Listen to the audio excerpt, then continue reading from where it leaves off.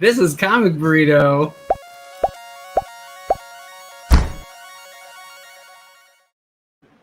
A live stream.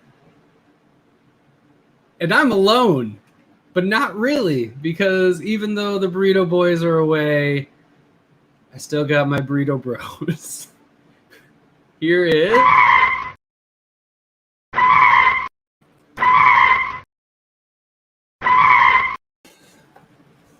Yo! Hoser and Bearded, what's up? This is the real Comic Burrito. Nick and Cole have been traded to whatever this fake Comic Burrito is that I just read about on Discord. Yeah, the other, the channel that wishes they were this one. I'm Todd. I'm Bearded. And since Steve's not here, then I'm officially Comic Book Poser. But when Steve is here, I'm Funko Pop Poser. The old FPP. Are you down with... You know me? Yeah. Oh, shoot. Hi, Sam. What's up, Sam the King? And sup, Dad? You didn't even know Bearded was going to... You haven't been on in a while. And then Bearded shows up tonight and my dad's back. Hilarious. Oh, your dad hasn't been on either for a while? No. He's like, this show's crap. Bearded hasn't been on in like 2 months. He used to be on all the time on this show. Now Welcome he's not. to the A Squad, Vern. Yep. It's all coming together. Dude. So I'm going to hang out with my bros for a bit. And then Jeremy Haun, which the background might be a little bit of a clue. Also the fucking title of the fucking episode. He'll be on later. But we're going to do some old school hang for a while. Dude, I'm excited for it. Me too. I wore all my team swag tonight so I could fit in for Nick and Cole. Smart. I don't have any burrito swag.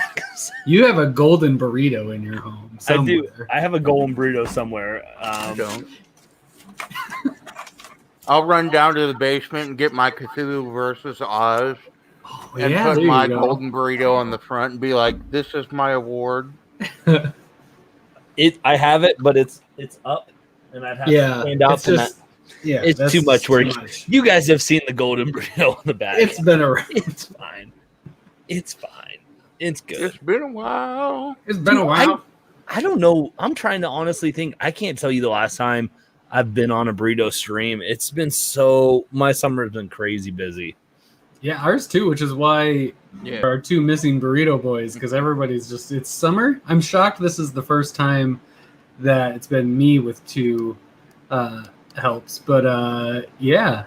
How's everyone's summer going? What's been going on in your comic lives? It's been a while. Why don't you give the Burritoverse an update? I've been reading a bunch of shit. I've been getting some shit from folks because I've kind of retreated into my dark hole. And part of that is good. Yay, that's good. It's been a never-ending fucking clusterfuck of my dental surgery.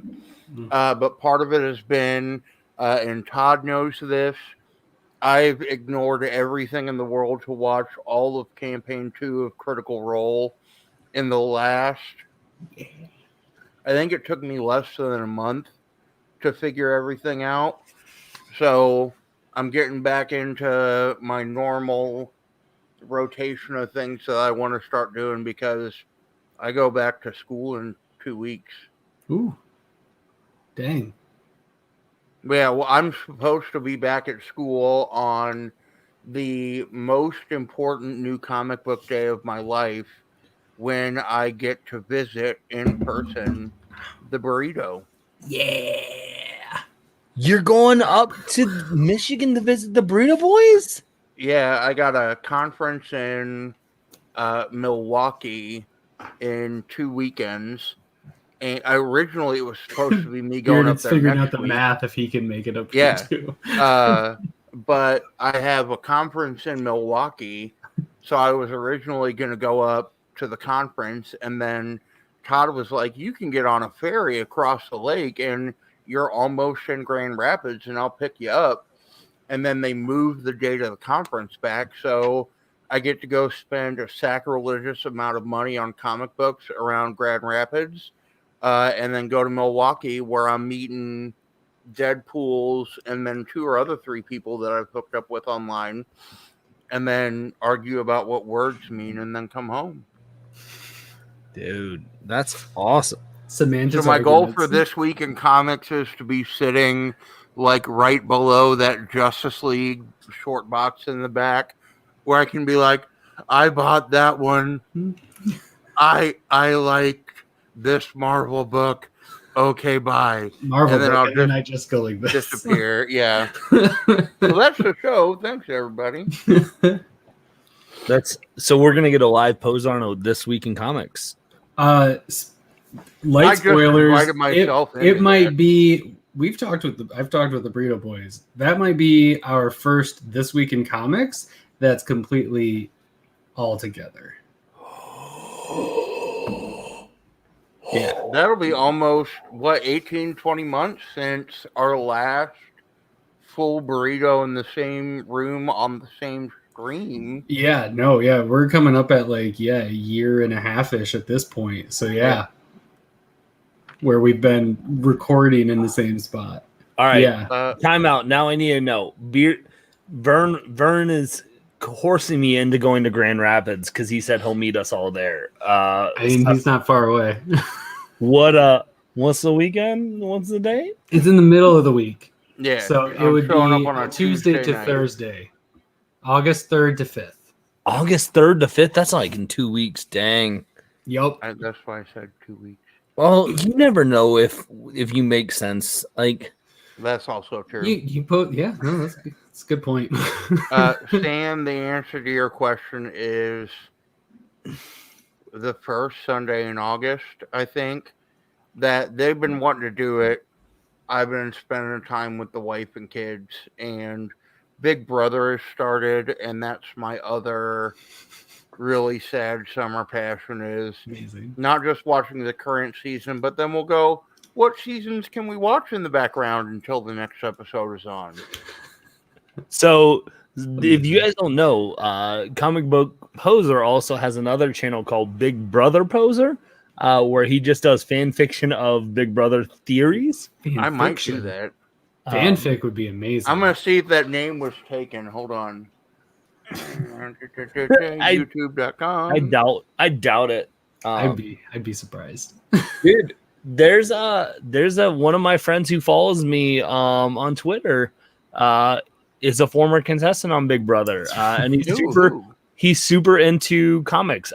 His name, blanking. You asked me so. Spencer Clausen. I remember Spencer. So, dude, he follows me on Twitter. We talk a lot. Big comic book nerd.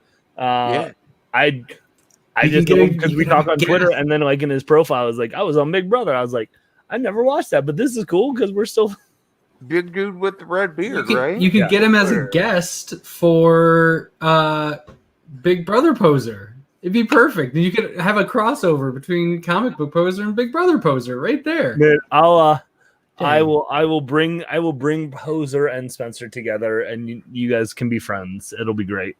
It'll be glorious. I'd be pretty excited if you could get me in touch with a Survivor contestant.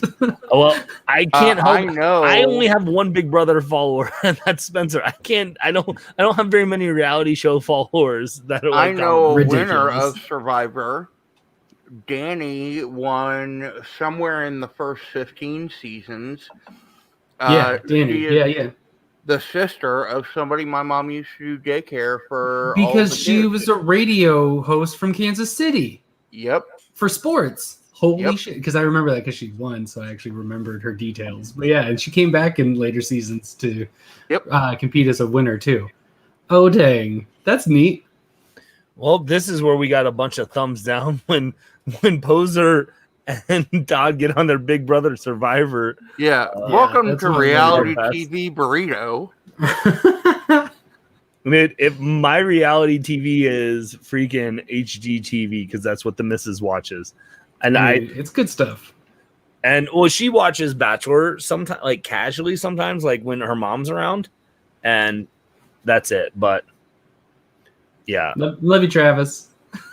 I mean, I've also been watching Love Island only because that turns on after episodes of Big Brother, and that's just a massive, like, train wreck of people not being able to fuck. And then my wife it's not called Love Island. What's it called? Temptation Island? No, there's one on Netflix then that I got. The one on Netflix is the island about people who get in trouble for fucking. Yes. My wife watches that one. The like too hot to handle. Yep. Is it with the number 2 or is it no? No, we're talking reality TV show, Todd. We're not talking. Too Fast, Too Furious. Because let's see if we can connect the universe back to comics. What's the new one that's about people who go on dates on cosplay? Oh, I just saw that on Netflix too. That looks creepy as all get out. Yeah, I think it's called Sexy Beasts. Yep. Todd, there's they literally spend like 20 hours in cosplay makeup. Yeah. To get ready, and then they go like on blind dates. It's super weird. In cosplay? Makeup. Like it's like studio. It's like special effects makeup. Yeah. It's not like interesting. Me like, look at me, I'm Cole. Are you the president of the Wonder Girl fan club? Also, we could talk Wonder Girl. We should probably talk comics at some point, but we probably could. But listen, don't let Travis. Travis literally said that it wasn't even. Don't let Travis and Chaos bully us into. Let us run the show how you want to run it, Tom. Comics find a way. I agree with you, Tyler. I liked Frenchie in the first episode. Frenchie played too hard. Damn it, Frenchie. But yeah, I am Wonder Girl fan club, and I'm not John's fan club. That's a little. That doesn't. I mean, yes, I'm wearing a shirt of John, but I mean with a crown. But I mean, I'll go print off a picture of John right now and put it on one of my Ruth Bader Ginsburg shirts in the same pose. You're always bullying. It's constant. Like. It's chaos. It's not chaos on comics. It's chaos and bullying. Like that we all know that's the real hashtag of your name. I'd say bully in comics because he does talk comics too. You're right. Chaos and oh shit, my Gmart order just came in. But I didn't even get my other Gmart out. I have 4 Gmart orders sitting on my table. I do appreciate Chaos's 3 months late comic reviews because I'm like, I don't remember what I liked about which ones I liked in Future State, and Chaos is posting all his Future State now, and I'm like, wait, was that my order too? I don't remember because it was 3 months ago. I think those are coming for 6 months later because him and Nick are doing the DCUI. You're right, it is 6 months because it came out in January, February was the Future State. Holy buckets! Because they're getting their DCUI on it because they both like didn't buy into it, so they're both going like at the same rate now through Future State. And it's been fun to watch because I'm like, oh yeah, I liked Swamp Thing too from Future State. But then it kept being I'm like, oh wait, did I not? Like, yeah. I did. We can talk Travis's comment for a second because I've only watched 3 episodes of Masters of the Universe. But people need to just drop it. It's really been freaking good, and people need to take my headphone out. I'm not going to spoil anything, but people are like, oh, it's not He-Man's not in it enough. Well, I agree with Travis's tweet. It's not called He-Man. It's called Masters of the Universe. Get over it, people. Did you read the Dark Horse book from last week, 2 weeks ago? That was the 1-issue prequel to the show. I like that. I'm reading Tyler's comment. I have no idea what he's saying, but that's per usual when Tyler comments on anything. What's he saying? I don't even see a Tyler. Beard taking the place of Nick, who doesn't have a beard, feels like a direct shot. Also, why am I Nick? Why am I not Cole in this equation? Because you're in the bottom. You're in Cole's. You're Poser's in Cole's position, and you're in Nick's position. That's why. Because I'm wearing Cole's hat, and then I'm pretty sure Cole has that shirt too. Design of the shirt, yeah, and then picked that one up. Yeah, so he reached out to Trevor and was like, "Give me the Poser." Yeah, but let's be honest. Nick would never buy a T-shirt of someone else because he would not spend money on other people's merchandise. So he'd have to watch other people's shows to buy merch. Yeah, I mean, just call it as it is. Like he complains about the extra $1 on a comic book. Like he isn't going to be dropping $25 on a T-shirt. Yeah. Chaos, people's biggest complaint that I've seen online is that it should be called the She-Ra show. And which, like, why is which that also thing? shows you that they don't know what it is because it's not She-Ra, it's what's her face instead. But man, people just it's the same thing with everything else that people crap on. It's when they want my man in his underpants more on the TV. Or I think it's more of that people have like, this is what I want it to be, and then when they don't write it the way they want, Tila, yeah. When they don't write it the way that they want it to be, then it sucks because I've been wanting He-Man for 2 decades, and then when the story doesn't line up with what I've envisioned it in my head, then you guys write a crappy show. And we are venturing into comics a little bit here, Vern, because there actually was the Masters of the Universe Revelations comic that came out 2 weeks ago because I didn't buy it because I didn't want to read it, but it came out. I didn't buy it because I didn't want to read it. It's a really good pull quote. Yeah. Bought it. I own it. Or read it. I own it. But no, I haven't read it. It's good. Yeah, this is the we're going into the new guy Ryan, Campfire Ryan syndrome, where it's not what I wanted, so I don't like it. Is this new guy Cosmic Ryan? What's his name? Cosmic Ryan? Campfire. Cosmic Campfire, New Guy Ryan. Yeah, Ryan, pick a name. You're like the chaos of comics. New guy Campfire comics. New guy Campfire.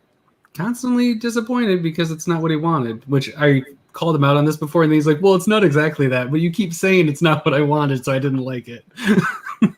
And it's the expectations. You set expectations for something and you will be disappointed because you are expecting something and you didn't write it, so it's going to be different than whatever you expected, which is why I love to have a low bar. I like stuff that people are like, huh, no way, I didn't like. I'm like, but I went in blind and I just enjoyed it. It was okay. Like I had a good time. Which is why Todd reached out to me and Bozer because he's like, I'm just gonna set the bar low tonight.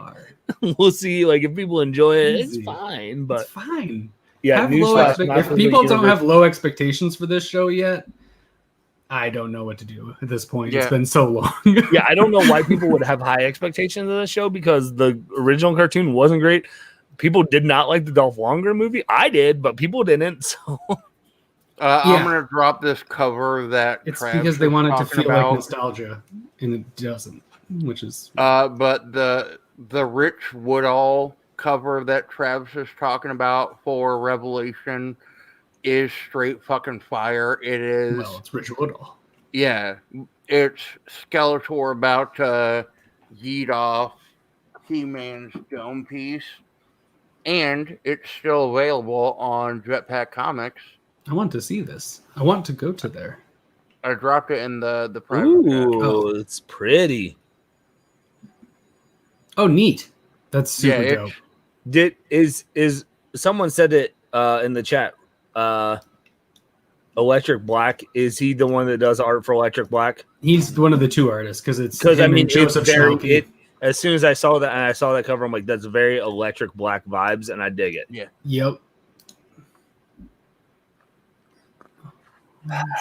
Ooh, never show. Let's get this on the screen. But I mean, that's a classic thing too, right? Like we remember He-Man Master of the Universe from our childhood, and nostalgia makes it better than it really was. And I'm not saying that it wasn't good. But I mean, it's the same stuff with the whole Space Jam stuff going on right now. Like people forget that the original Space Jam was like 40% on Rotten Tomatoes too. Like it wasn't dearly beloved by everybody. Just nostalgia. Nostalgia glasses are brutal. I love this cover. Yeah, that's pretty. It's really and you cool. can get it signed for only $2 more. So it's a wraparound. For $14, you can get a signed Woodall wraparound. Oh my god! And you get the remark. Ooh, the wraparound. Wraparound's really cool. 1 second. Well, dag nabbit, I'm gonna have to go get this now.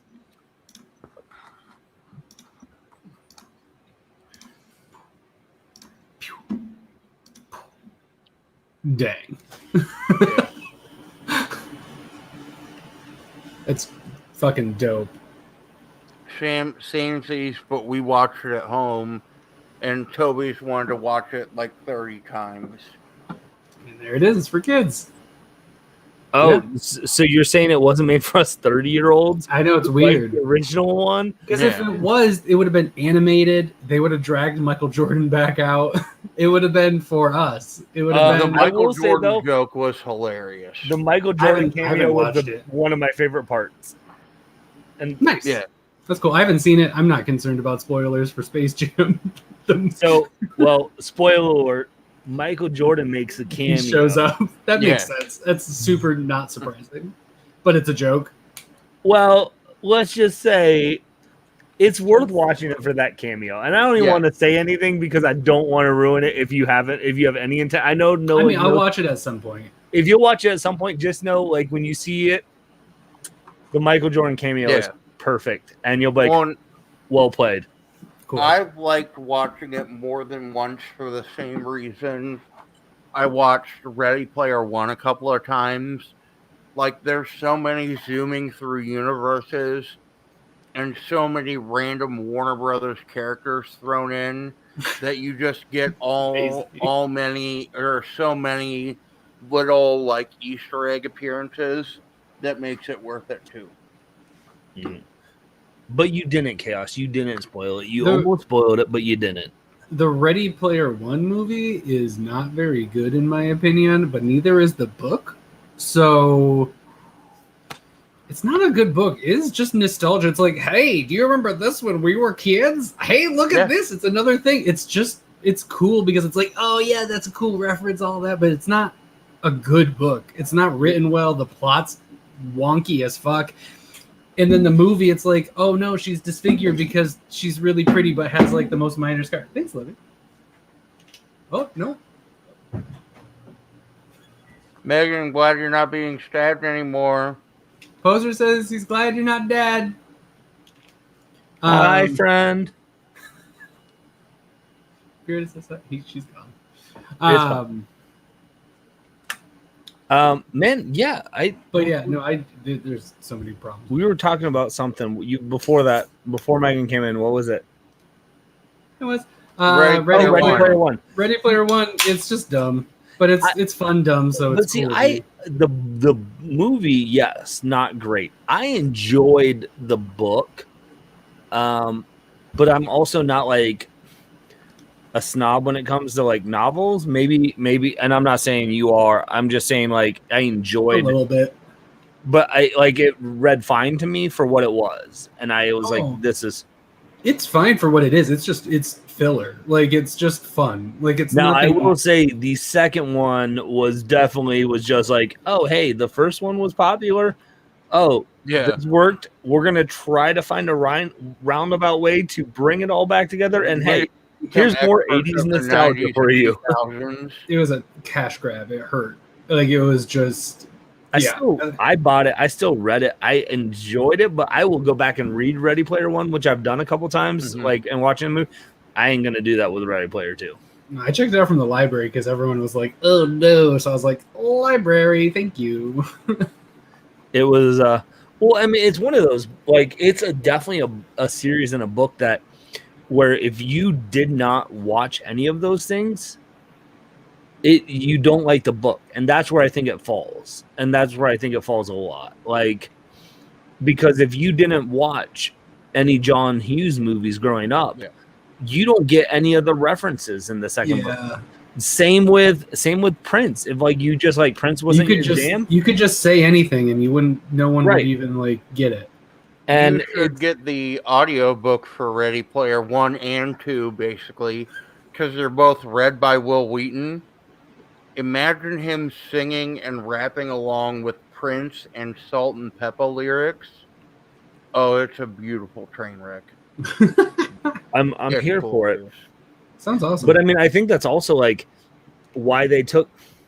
I know Warner Brothers had to take some liberties with what movies and stuff they could reference because of in the first movie that doesn't correlate with the book, but like a lot more people utilize Saw the Shining than they did like watch what's the movie where the kid with where they swapped it out in the book, the kid with the like he's shooting the airships down with The Last Starfighter. Oh, The Last Starfighter? what was it? The Last Star? No, it was a different. It wasn't Last Starfighter. It was its own issues all on its own. It wasn't But it Last hasn't Starfighter. to do with the actual movie or book, just the person behind it. It was what was it? Frank? Oh, what I'm blank. Fred Savage, wasn't he in it? Princess Bride. No, The that's Wizard. anyways. Someone in the chat can let Wonder me know. Years. But it wasn't Ender's Game. That's it. It And that's wasn't, the one- but we'll say it Oh. was. It wasn't. Oh, but it's we'll not say that it was. either. No, Starship it's Troopers. war games. War games. War Games. Oh. But see how hard it was for us as nerds to remember war games. Yeah. A lot War of people Games. who watched the movie But would not War have known Games war games. isn't about a kid shooting shit down. It's Ah. about a fucking hacker that plays That's tic-tac-toe it. against That's a I was wrong. supercomputer. Yeah. Yeah. But still, it took a very bunch of nerds to not get there. Yep. We were given terrible breadcrumbs, but yeah. I mean, okay. You've read the book, so both of you should have known. So I shouldn't have had to give you too many breadcrumbs. Poser said he read it 3 times. If Yeah. you've read the book 3 times, you should know the 3 big main movies that they reference. So I don't feel like it's that much on me. It's a pretty hot sci-fi take, Chaos. Yeah. Well, and I guess it's overrated to a degree because it is quite lauded, but the It's last fine. Very good. Starfighter is a knockoff of the second yeah, Matthew book Broderick's in War Game. that Yeah. Ernie Klein wrote. Matthew Broderick, Fred Savage, they're all the same. Yeah. Those guys. Matthew Broderick could have been in Wonder Years, and no one would have known the difference. He probably was. adult Matthew Broderick. I would watch that. Just superimposed where Fred Savage would be, but it's adult Matthew Broderick. Just the same show. Oh man. Now we know what your movie talk with John looks like when you don't do your homework and watch the movie. No, because I wouldn't talk about war games with John. I Yep. talk about good movies on that channel. But War Games is a good movie. Is it? Yeah. 26 minutes, Chaos. So what have you guys been reading that you've been really enjoying the last couple months since we haven't really gotten to talk? Is there been any big like anything gripped you? Because I feel like it's been forever. Oh well, yeah, man. Ooh, Oh, you got Blue and Gold? I'm shocked. How was it? Did you like it? Blue and Gold, yeah. Makes sense. It's like asking if I like a Green Lantern book. Alien has been legitimately good. I think Marvel has not fucked it up. I liked the first couple, but then I hit my trade waiting wall where I'm trying to trade weight stuff, so I'm going to That get the makes trade. sense. No, but I like the first two. The first 2 issues got me off of Aliens. I was over it. I was into it, but I was like, I need to cut back. Well, it and just do felt stuff. so cliche of a storyline of, oh, my dad. Oh, he's doing it again. I'm rebelling against my dad. Oh, I then caused stuff to mess everything. Like it just felt like, ugh. Yeah, it's around 11 he'll be on because he got scheduled later than it normally does. I'm not naming names. Cole got me on Guardians of the Galaxy. He's finally pretty got sure hooked into me. I'm pretty sure he said he's dropping it. I like this last issue. You know, I felt like it's been a while since I say this. That is not something. Or since I've said this for a while, but I hate to say this, but I agree with Chaos. That didn't like the art in Aliens or Alien. It's nothing to. It's nothing to write home about. No, well, what I feel like is they brought who's the artist on it? I can't remember. Because what I feel like they did is they said, "Hey, bro, you've got to do the art for our new Alien book because you can draw Alien fantastic. Because the aliens are great." Yeah. I think what happened is they didn't realize you can do a xenomorph real can't really draw faces really well, and like they look, they look almost like the animatronics like at like Disneyland. Yeah, like, a little bit, just a little robotic. And that's why it doesn't work. Like, but his art on drawing actually the aliens is fantastic. Yeah, it's very good.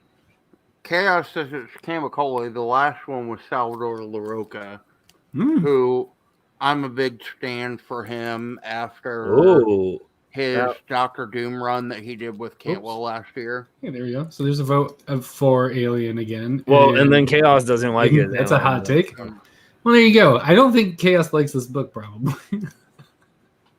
Hey, what have you been thinking about Skybound? I've been liking it. I like how you get little updates on everything. I like that some of them are focusing on like the off the beaten path stories, like Murder Falcon in the last one, Assassination Nation in this one. That I like that it's kind of donning the cap to things that have come out throughout their history, regardless of whether or not it's been something that's made them $1 gajillion. Yeah, no, they're covering some good stuff that I wouldn't have. I would, if they were like, hey, they're going to touch on some of like the Touchstone books, I would have assumed they wouldn't, like Murder Falcon wasn't going to be in it, even though one of the best books that they could do a follow-up on in terms, or not a follow-up, but like it's amazing. Murder Falcon's incredible, but I just wouldn't have expected any more of it. So when I saw that little circle on there, I'm like, oh shit, let's go. And then Nick, I think, just read it, so he was fucking pumped because he's newer to Murder Falcon, so he was all about it. When it caused and then Rick Grimes is of good. Murder Falcon to spike. Like, Murder Falcon is a $1 bin book for a lot of people, and there are full sets up on eBay for $150, $200 for $10.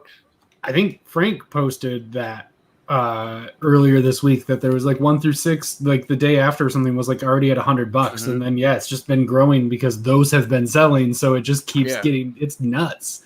So if you got singles on Murder Falcon, I would keep them because that's really special, but you could also make some money. I'd keep it because I'd be worried the price wouldn't go down, and that's really cool. Hey, where did I get mad at you all? Man, that doesn't happen very often. Hey, listen, Peter.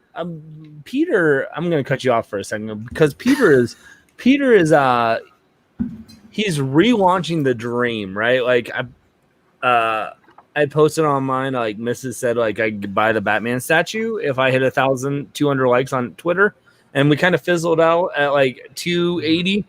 And Peter said, "Listen, no, I'm not okay with that." And Peter said, and he's retweeting it. He's getting it going. I think we're up to close to 300 now. Like Peter wants the Dream to stay. We're at 302 now. Peter wants a Dream to stay alive. So I appreciate that. 698 more. 600. We're at 302. We need a little bit more than 600. 998. I thought you said 1,000. 1,200.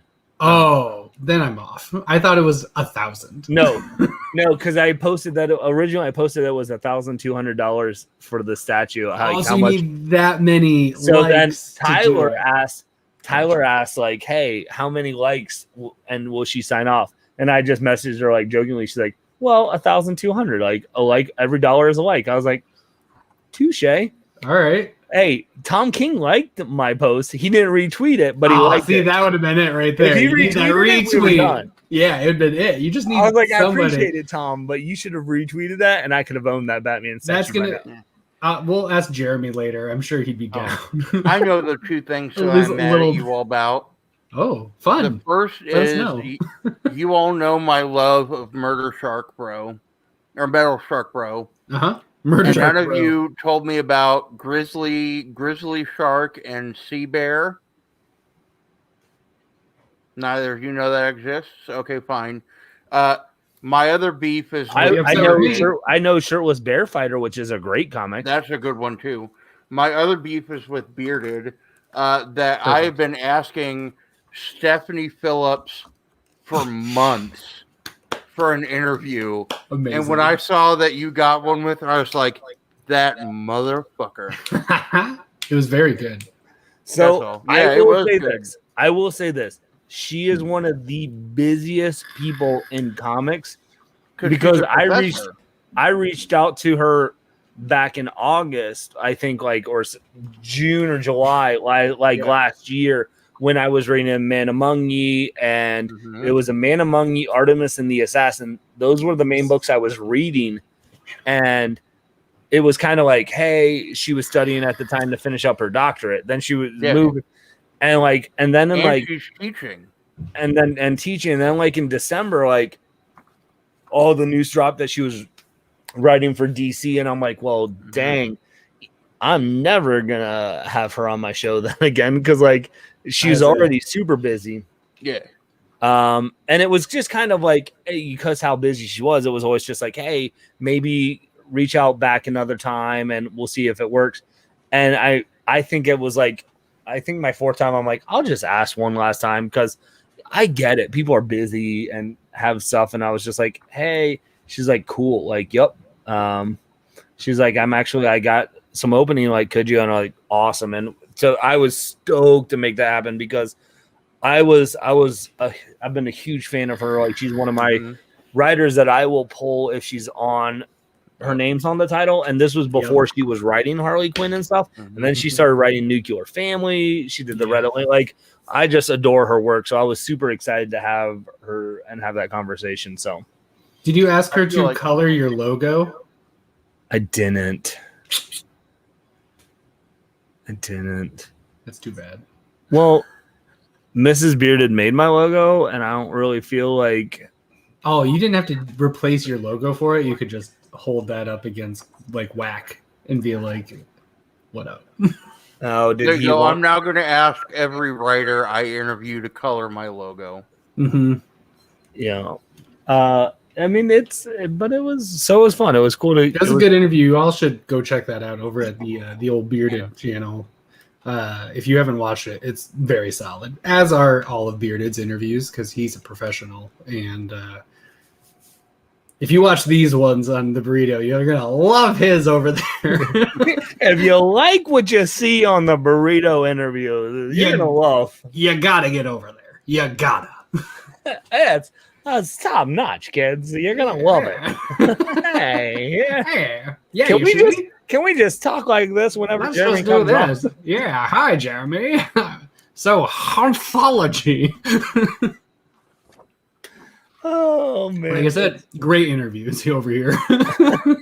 Sorry. Well, it's always funny with our interviews because I'm messaging Poser half the time hey I'm sure you're interviewing this person are you I don't because I feel one time I interviewed someone and you're you messaged me son of a gun, I'm literally having them on 2 days later. I was like, oh dang it, I'm sorry. Yeah, I feel like it was Lizelle. Well, and I've done that with you guys too because I've had people reach out to me and I've reached out to Todd hey, I want to at least space it out a little bit because I'm sorry. Yeah, that's how we were with Chris Charlton with you. We finally had him on because it's who? Not Chris Charlton, Chris Condon. Sorry. Oh, yeah. Too many Chris's. Because I had him on at one point, and then, So we were just we'll wait until the next arc. Thank God it happened, and it works perfectly. Yeah, and I want because I want to reach back out. I'm blanking on his name. The guy who did the Planet of Wrestling. Invasion from Planet WrestleTopia. I love that series, and they've reached out, and I'm good. And I was I knew just get them on. I'm going to just. They're good guys, and that comic is stupidly underrated. It's so good. I just didn't talk to so Poser because I was pissed like, I knew he that wasn't going to be able to get Stephanie, so I was like, I don't have to ask him. Yeah, you'll be fine. I would. Is there? I literally never take the Eisners into consideration ever, and I always am surprised when it hits. Anybody in the chat or you guys, do you know any like notable nominations that So a local store right by me just won an Eisner for comic book store. Neat. I think each one won. It there were some hot takes. I don't I'm trying to hold on. Let me find who was it? Was it Issues? Someone was retweeting because I didn't realize I didn't look at the issues or like the Eisners of who won stuff, and I was like, oh, I was like, yeah, that's interesting. So yeah, I got Issues. Always has some interesting stuff. Posted best writer, James Tynion won it. Superman's pal Jimmy Olsen, hell yeah. But best continuing series, Yosagio Jimbo won it over Bitterroot, Daredevil, Department of Truth, Gideon Falls, or Stillwater. Whoa, that's strong. I feel like it was a fine. I don't read that, but I'm like that felt like it felt like an underdog pick. I know Poser's happy about limited series of Superman's pal, but how the fuck did Black Widow beat out crossover? That was a big Department of one. Truth, Philadelphia. Like, I like all of those. That Black Widow series is Black good, Widow but beat nowhere out near for best new series. Black Widow beat out crossover, Department of Truth, Philadelphia, and We Only Find Them When We're Dead. Fucking Philadelphia. That's bull. Yeah. I don't even love We Will Only Find Them When We're Dead, and I've dropped off of Department of Truth, and I haven't read Black Widow, but I can tell you Black Widow was not better than those series. But Marvel has a movie called Black Widow that just came out. Holy shit. Usagi won 4 Eisners in 2 years. That's nuts. I mean, well, congrats, Usagi. That's awesome. Yeah. I felt the best limited series, Matt Fraction, was a little bit better, but I don't read. I know you guys are big Barbarian fan. I didn't read that. It beat out Decorum, Far Sector, Strange Adventures, and We Live. Far Sector. Yeah. What beat it out? Superman's pal, Jimmy Olsen. Okay. For Superman's pal, Jimmy Olsen. Which is good. Awesome. I love that book. But Far Sector is better. I just felt like man, there were some interesting ones. I'm okay with Tynion winning best writer. Over who? Who were the other? Brubaker, the other writers were Hickman, Ed Lemire, Brubaker, Matt Fraction, Jonathan Hickman, and Jeff Lemire, and Chip Zdarsky. Say what you, but Tynion has Something's Killing the Children, Department of Truth, Batman. Exactly. You can say what you want, but Lemire also has more titles than he does, though. I bet. Yeah, but he doesn't have more titles that are being talked about right now as much as last year was. I get it. I mean, talked about, but also Usagi won. That's not a book that's right. That's why it's interesting. Talked about. That's interesting because Tynion, sure, that makes sense because he's hot. But then they also do Black Widow and Usagi are winning stuff, and it's it's not right. Usagi beat out Bitterroot, Daredevil, Department of Truth, Gideon Falls, and Stillwater. That. That's crazy. Good for them. I mean, at least I can appreciate an underdog winning versus. But it makes sense. I don't follow the Eisners enough to know. They're no golden burritos. Let's just say that. Yeah, I mean, it's kind of like the silver burrito of the award. I'm gonna because the other guys aren't here. Best writer, Todd. Jeff Lemire. Out of those categories, you pick Jeff Lemire? Out of those other ones? James Tynion, Ed Brubaker, Matt Fraction, Jonathan Hickman, Jeff Lemire, Chip Zdarsky. It's Hickman versus Lemire, in my opinion. Zdarsky is a dark horse in my picks there. No, best continuing. What about you, Poser? Zdarsky versus Tynion. Sure. I'd probably put Zdarsky up there, but I'd probably put Tynan up there just because I've been loving Wind and Something's Killing the Children, and then I always have a soft spot for Batman. Sure. All right, let's go. Best continuing series: Usagio, Bitterroot, Daredevil, Department of Truth, Gideon Falls, Stillwater. Gideon Falls, even though I didn't read the last issue. Gideon Falls. Daredevil. I'm going Daredevil. I mean, I would never thought I But would that's agree with fair. Poser. Yeah. That Daredevil run is amazing. No, it's legendary, and I can completely understand. But Gideon Falls is one of my favorite books of all time. So, best limited series: Superman's pal Jimmy Olsen, Far Sector, Far Sector Decorum. Far Sector Decorum. My probably overrated but under the radar pick would be We Live. I feel like the comic book YouTube community has loved We Live and has overhyped it, but I would pick it over those, I think. Have you read Far Sector? I read 2 issues.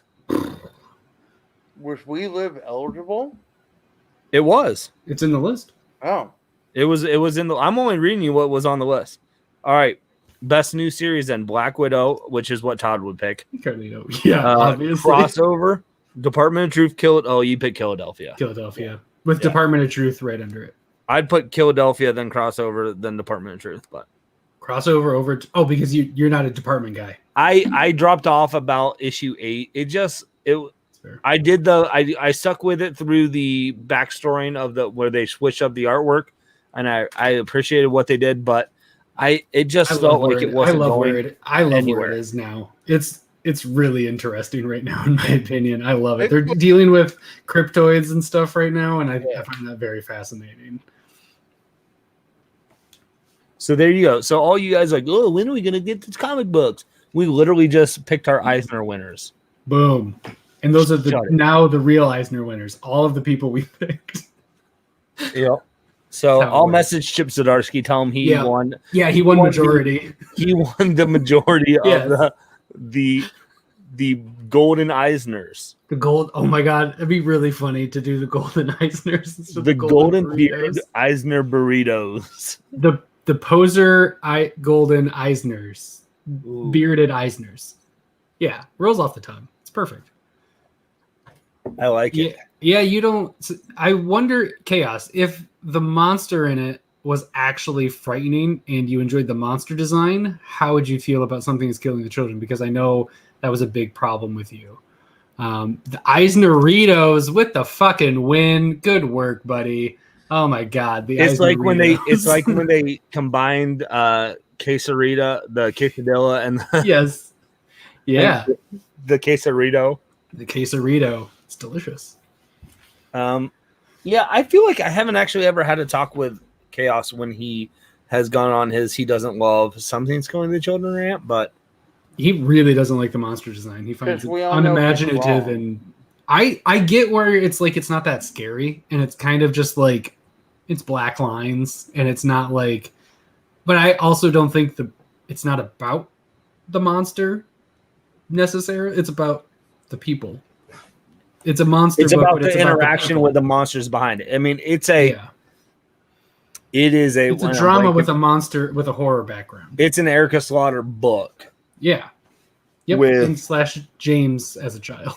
Well, but I mean, it's the same thing with it's a Stranger Things is the same thing. Like it's about their kids. It's not about the monsters in Stranger Things. Yeah, it's not about the Upside Down or whatever. It really isn't about that. It's about the kids and those. And this is about Erica Slaughter's relationship with the people she interacts with, as well as then the people that she's running from. So Tynan is really into dead children. Yeah. Which is Chaos is too, which is why I'm surprised he doesn't like that series more. Yeah. Well, it's the only redeeming factor in his mind. The rest isn't good enough. He's like, listen, the art's bad, but they kill children in it. So I hang with it. I'll see. That's when we find out Chaos is a monster. So speaking of monsters, what was a really cool, speaking of books we've read and new stuff that's coming out, Haunthology from Jeremy Haun. I got to read a good chunk of it, and it's really excellent. Man, it would be really awesome. Hey, Oh, dang. It's Jeremy Haun. how's it going, fellas? Good. How's it going with you? Good. I'm in Bend, Oregon on family vacation, so I decided to take a moment and hang out with the three of you. Yeah, it's a good evening. Well, thanks. Just so it's aware, these are two replacements. My normal burritoites, they suck, so they couldn't be here. It's also summer, and people apparently have make plans. They go on vacations or something. But Jeremy, let's be honest, you actually win by getting the replacements. Yeah, so, no, you congratulations. Everyone loved the Keanu Reeves movie of the replacements. We're the Keanu Reeves of the group. Here's the thing. If you're the only extra two that exist to me, so Aww. We're all good. Yeah. Beautiful. All right. So, how's it going? I'm happy to hear you're on vacation. I fucking love your hat. I was going to ask, is that a vacation hat or is that a normal hat? I have about 40 hats, if I'm being perfectly honest. Nice. This is with boots. Yeah. So this is a Stetson Stratoliner, but it's of course. It's for the first time I've actually managed to find it in him, so it's pretty fantastic. Ooh. Yeah. I love it. I mean, obviously it's a Stetson. Everybody would recognize that. I would have guessed you're in Miami, though. I love the Miami vibe with the shirt and the hat. It's nice. This is just fat guy clothes, is what this is. Oh, this is you try to have something that can kind of just hide all of everything else that's going on right now. Hey, yeah, look, 2020 was a rough year, and I ate my feelings, so I hear you. I ate my feelings, and I wrote scary stories. So that's basically me. I felt like Jeremy was about to like, you guys get it, right? Like, you guys understand fat guy clothing. Yeah, you get it.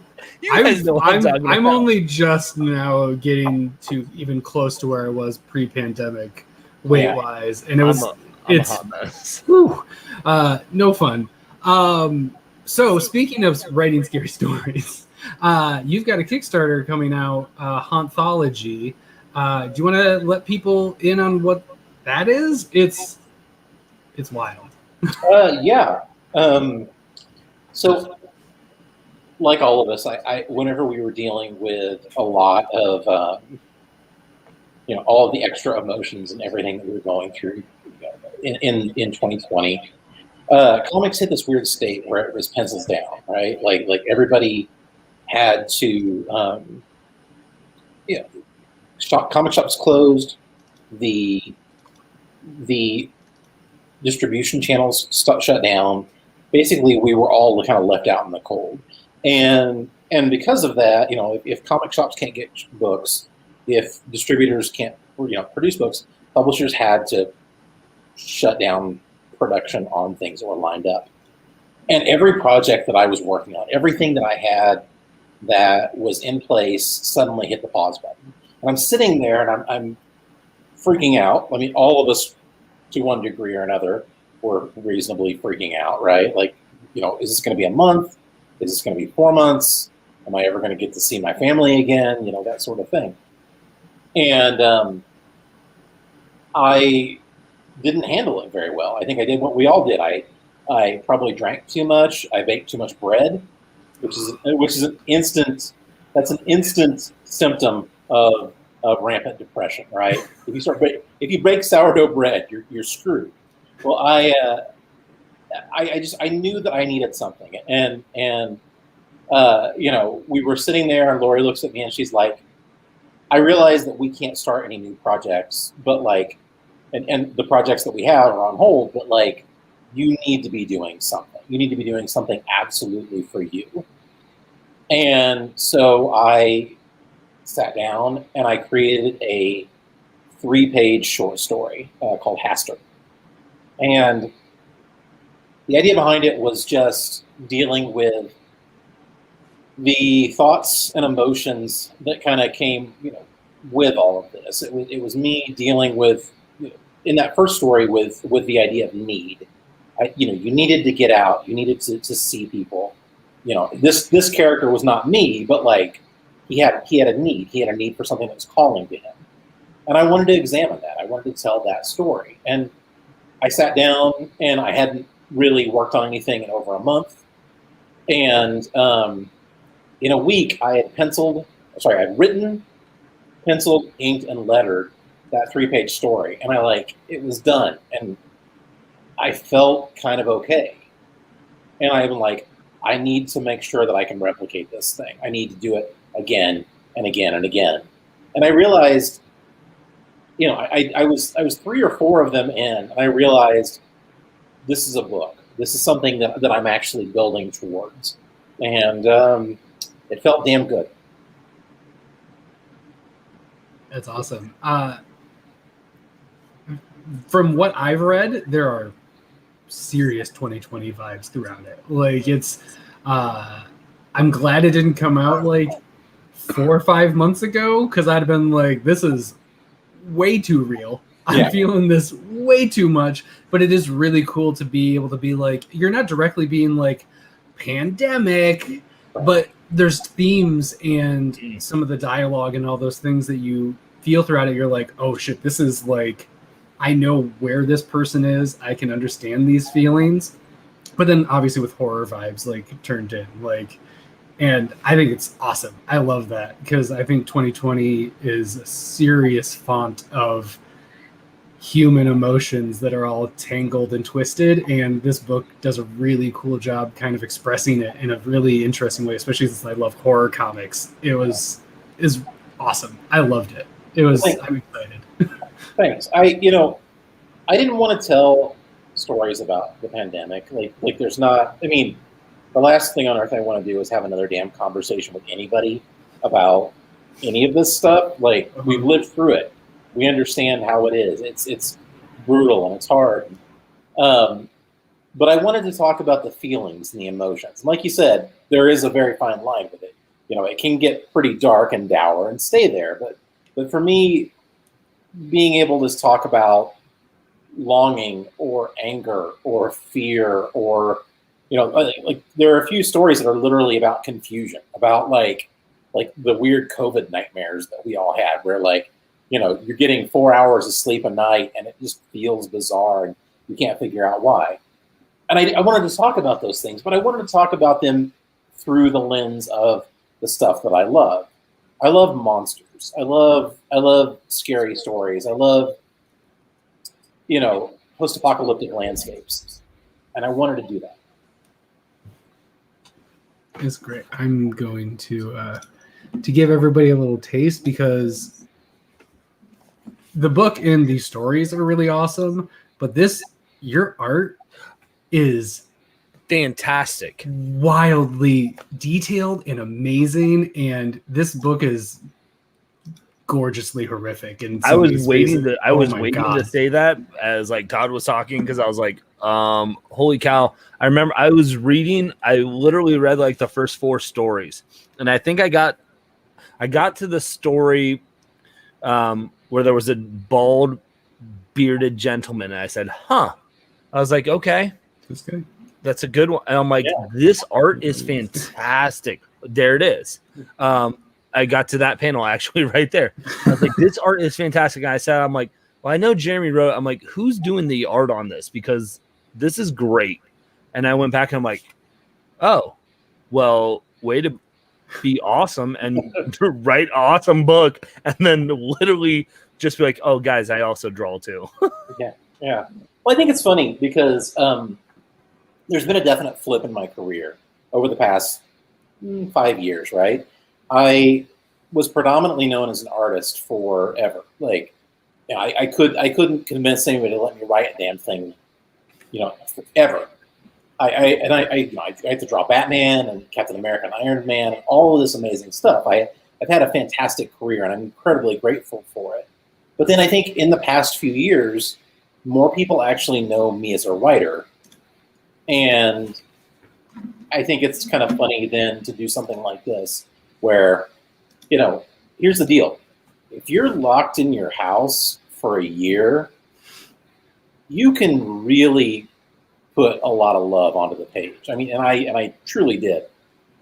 I think I slowed down a little bit on this project. I think that my goal was to do one story every 2 weeks. We're still talking about, sometimes 7 pages in 2 weeks, and that's fully written, drawn and lettered all by me. There was a panel, I was going to try to find it, where it is literally just, I think, a countertop, and it's from like a perspective, and it was, oh man, I can't find it, but it was like a mundane scene, that panel of like just an interior shot where it had like a countertop, but there was perspective in it. It wasn't just like, here's the thing and here's kind of like a rough countertop and everything. It was so dead on and so well done that I was just like, the fuck, there's no words on this panel. It's literally just like a countertop and like a messy floor or something. I can't fucking remember because the story there's a lot going on. The old fashioned. Yeah. Oh yeah. That. Oh my god. The old fashioned. Oh my god. Yeah. It's just wild, and I'm just like, this is. I don't think that there is another way that this would have worked without the art that you did. Like, in terms of like, it complemented it so well because it's just a simple story, and it's all that. But like, I was looking at every little detail, and I still slowed down because you could just burn through the page, reading the words and everything, and it actually made me slow down like you would while you're making a drink, and actually like read everything closely and look at everything and take it in really like carefully. And I was just like, the fuck is happening? This shouldn't work as well as it does, and it fucking did. And I'm just like, this is great. I'm so into this. I felt like it was important to, each story, everything you do is a different canvas, right? Like the Red Mother stands in a different way than the Beauty. And this is different than both of those things. But I think that like the fantastic thing about short stories, especially the one structured like this, is I can examine something. I can dive deep into a moment or a day or whatever it is. And I think I love that you mentioned the old the old fashioned, because like that story for me, first of all, that came out of conversations that Mitch Gerrits and I have had about making old fashions. Like, we have this thing back and forth about like his old fashioned recipe and mine both have kind of grown up over the past 3 or 4 years. Like the way that we did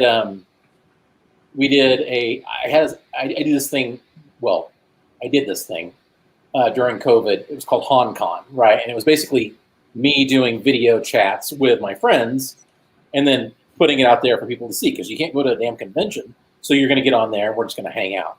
But Mitch and I did this segment where we each made our old fashioned. Like, he made his and I made, and then we drank them and we just hung out and talked.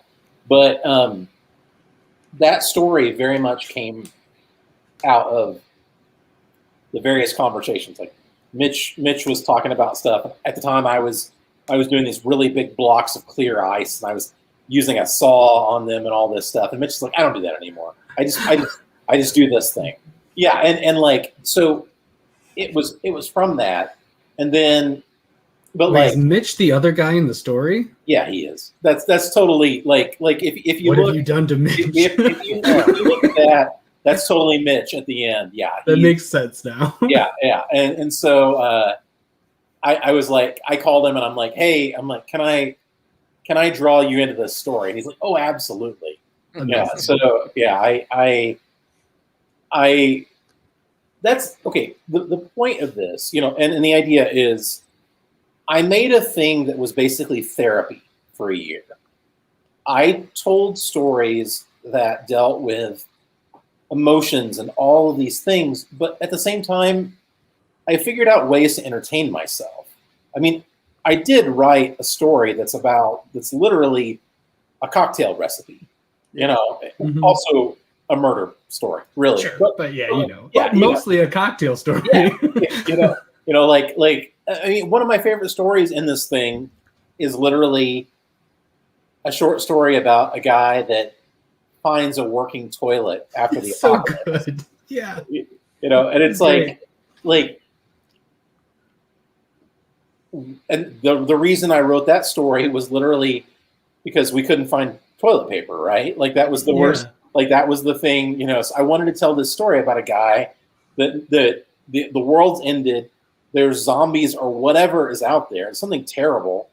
And he breaks into this building just to rifle through it and finds a toilet that still flushes. And I'm like, well, that would be the greatest thing on earth. Like I don't care what else you would actually, you know, possibly be able to. You could find the perfect machete or all the ammunition in the world or some batteries. Give me a toilet that flushes and a closet full of toilet paper, and I'm happy. You know, so two ply toilet paper. Though. Yeah. 2-ply. So here's a question, really quick. This is an aside, but I want to ask this to you guys. Okay. Oh, please go. That's like our bag. So when this all went down and we were we like couldn't find toilet paper to save our lives, you would find it, but you would literally only find like the bougiest toilet paper. It was like Charmin 17 ply, you know, lavender scented. Yeah, it was like perfect. Now, have you been able to actually go back to normal toilet paper since then, or are you just hooked on this expensive shit? We got lucky and didn't have to change. We bought toilet paper like right as it was about to go crazy, and we bought like 2 packages of it. Right. And we're a bidet family. Oh. So we don't go through toilet paper. We're a bougie family, is what Todd meant to say. We're a bidougie family, and it's bidet, douche, and bougie. It's all So you're telling me when I'm at your house in 2 weeks that I can't take a shit? No, you can. You can, but if you would prefer, you can actually get clean at the end. So we were able to do it, and by the time we needed toilet paper, it was back. So we got real lucky that we were just like, nothing changed. I was scared because I was like, if this goes on for too long, I'm terrified. But we got to be like in our little cocoon of like water spray and just everything is fine. I didn't know why more people didn't do that. People were freaking about toilet paper. I'm like, go on Amazon. It's like $25 to get a bidet hooked up, and it's literally just hooked into the toilet water line, and you got a bidet, and you use like 3 squares of toilet paper, and you're all set. That's great. That's the life. No, see, we had two issues with it. Like, I went one time, and this was like nowhere had toilet paper, and I'm walking around in the store, and I see someone that like recognized me. And they're like, oh, hey, like, how's it going, Greg? I'm like, good. I'm like, just trying to get toilet paper. I'm like, but this place is out too. And someone overheard our conversation. They go, no, they just restocked Charmin. There's like 30 packs back there. So like I go back this couple, like we got like literally I paid $40 for like 40 rolls of toilet paper because that was all that you could buy. Like you couldn't. I was like, all right, well, we're good for the rest of the year. Yeah. Mm-hmm. And then like the other time I found like a pack of like a 6-pack of toilet paper. I bring it back and my wife was like, you bought scented toilet paper. Like I was like, we're in a freaking pandemic. Like, okay, I got you toilet paper. I don't care if it smells like lavender. Yeah. It smells like elderberries. Like, it doesn't matter. It's toilet paper. Like, who cares? But I got the most crap, pun intended, for buying scented toilet paper. I'm like, listen, I got what we got. Like, it is what it is. You can wipe your butt. Be happy. Yeah. It can smell like a unicorn farted. If I can actually, well, that would smell great. Use, that's glitter toilet paper. If that's all you had and it was glitter toilet paper, would you use it? Oh, absolutely. I don't. It's that or single ply. You could have it's triple ply, amazing, but it's glitter and it's loose glitter. Yeah. So you got glitter everywhere, or cheap single ply. What you choosing? I mean, glitter ain't gonna turn my brown eye pink. So, am I a cheater like you and I have the bidet afterwards?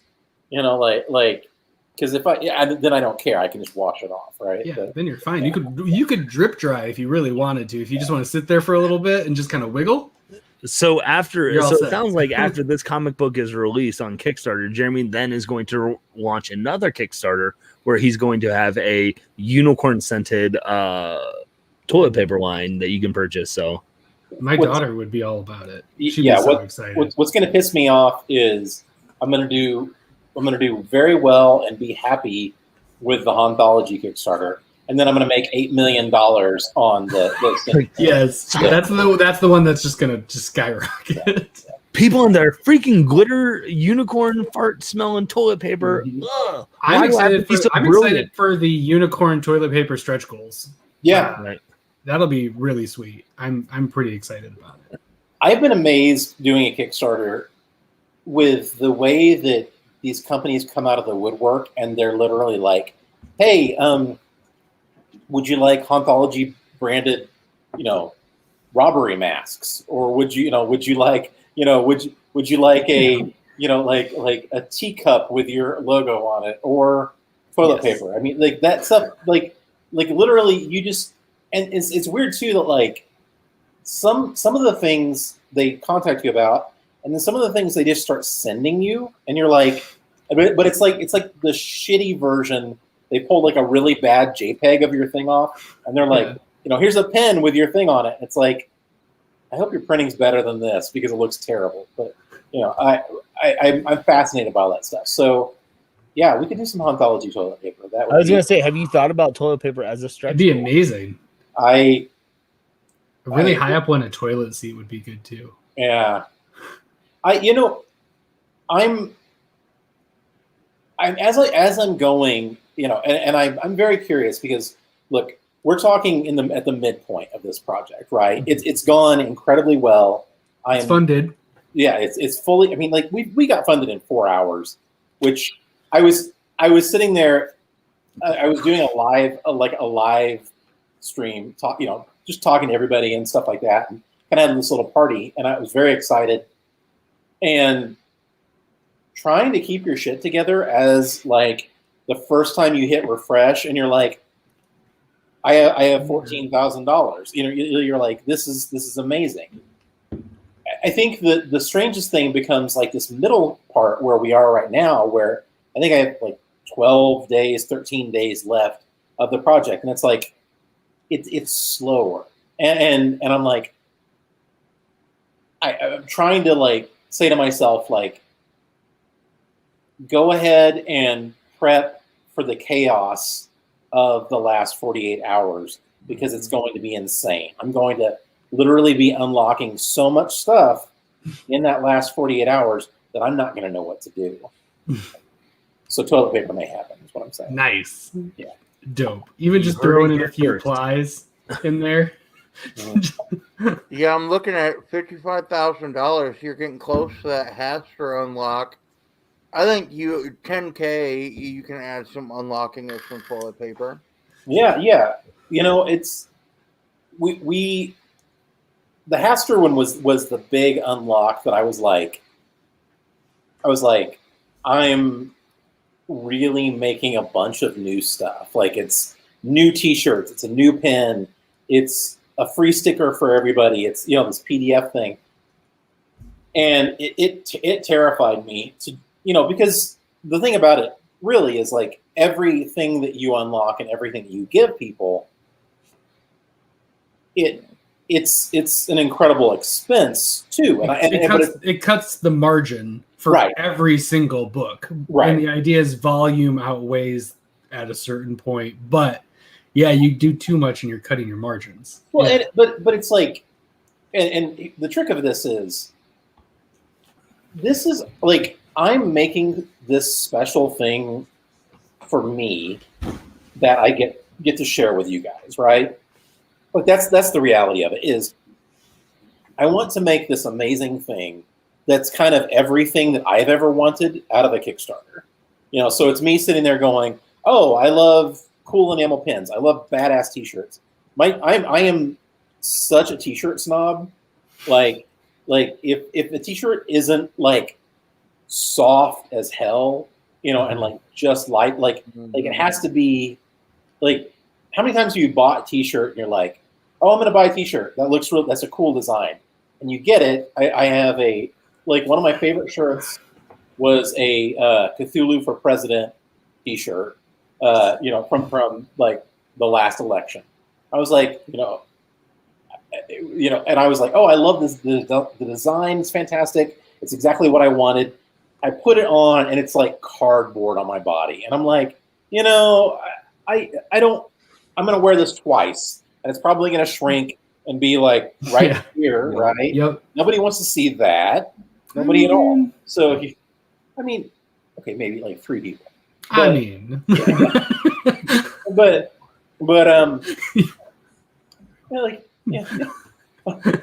there are 3. Exactly. You're welcome, gentlemen. I'll send you the photo later. Yeah, you get the selfie. Yeah. Yeah. But like, I wanted really fantastic shirts that were soft shirts, exactly the way I want to do them. I wanted cool enamel pins. I wanted all of the bonus upgrades for the book. Like, I'm a paper snob. I wanted a more tactile experience. I wanted the touch paper that almost felt like Bristol board, like vellum Bristol board. That touch, whenever you touch like a page of original artwork, I wanted it to feel like that. I wanted it to have that tooth. So I upgraded the paper to do that. And I'm like, oh, I love those ribbon bookmarks that you get in really nice books. Mm-hmm. I'm gonna do slightly better hardcover paper, the cover stock. All these things, it's gonna be a larger size thing. That stuff was incredibly important to me. That was what I needed to do for me. But then I could turn around and I realized that, look, we're all the same. Like, we're nerds. We love this stuff. Give me good horror in a fantastic package, and I am happy as a pig in shit. Yep. Yeah. Yeah, that's it. Like, that is. Yeah, I don't. Yes, beer. I don't. With my normal bros, we're all very much horror guys. Like the OG burritos are big horror dudes, but you both are too, correct? Yeah. Like, but it depends with you, Bearded. That was why I was pointing. Yeah, that's why I know you were calling me out. I'm hit or miss with horror. I will say this: my token saying has always been like, I'm not a big horror guy, but I really like this comic. And what I've found is I'm not a gore slasher horror type of guy. Like, I didn't grow up on the 1980s movies. I didn't grow up on your Nightmare at Elm Street. I didn't grow up on your, Halloweens. I didn't grow up on your, whatever. But what I've found with the medium of comic books, I think has been able to integrate horror in a unique way for me as a viewer that isn't as much as like film does, because it's more suspense based, maybe, if that makes sense. Yeah. And I have found that I've enjoyed a lot. There are some horror books that I'm still not like a huge fan of, and there are some horror books that go against everything I've just said. Sure. There's always exceptions to the rules. Yeah, but I have found like a lot of books that I really like a lot lately have been some of those. I picked up Cthulhu Invades Oz. I picked up the Nightmare. What was it? Nightmare horror anthology, theater anthology. Yeah. So I'm picking up this one. Like, I think, and that's what I really dug about this book that you were doing. Like, it definitely was. It left a lot to the table, to your imagination, and I think that's what I liked about. I like in my horror. I like to be able to say, "Ooh, where is this going?" or "What is that?" Like, and I thought that was a unique twist that you did a lot more. So yeah, I'm not like, I don't love everything horror books. Yeah. Typically, but when I'm on one, I'm like, there's a reason. I think the best kind of horror for me personally tends to, like, look, real life is not one genre in the least, right? We tend to want to nail down everything to just be one thing. Mm-hmm. And I think that one of the most important things about good horror is that you care about the people. You care about, you have to go into it understanding that there are personal stakes for these people. Regardless of who they are or what they are, you have to want them to succeed at what they're doing before it's ripped away from them. And I think that you tell those stories, and like I did a project called 40 Seconds for Comixology Originals this last year. Chris Mitten drew it. He's fantastic. It's a big sci-fi romp. It's literally these forward explorers jumping through gates to go to different worlds, trying to get to this place. And what I do in that is like, they get through the first gate and you're like, oh, this is kind of weird. They get through the second gate, it's kind of weird. And then the third gate, you're like, oh, this is a horror book, isn't it? Shit, what did you do to me? And I think that, like, the fuck, man. Yeah, but that's the thing about it is that life has romance and horror and action and all these things. My life has a lot of action. It's a constant like me jumping off of some kind of building, with a 40 taped to each hand or something like that. That's how I roll. I don't know. Like, that's pretty dope. That's just a Tuesday for you. Yeah, that's it's actually Monday afternoon at about like 12:46 is really where that is. Nice. When your day's really getting going. Yeah.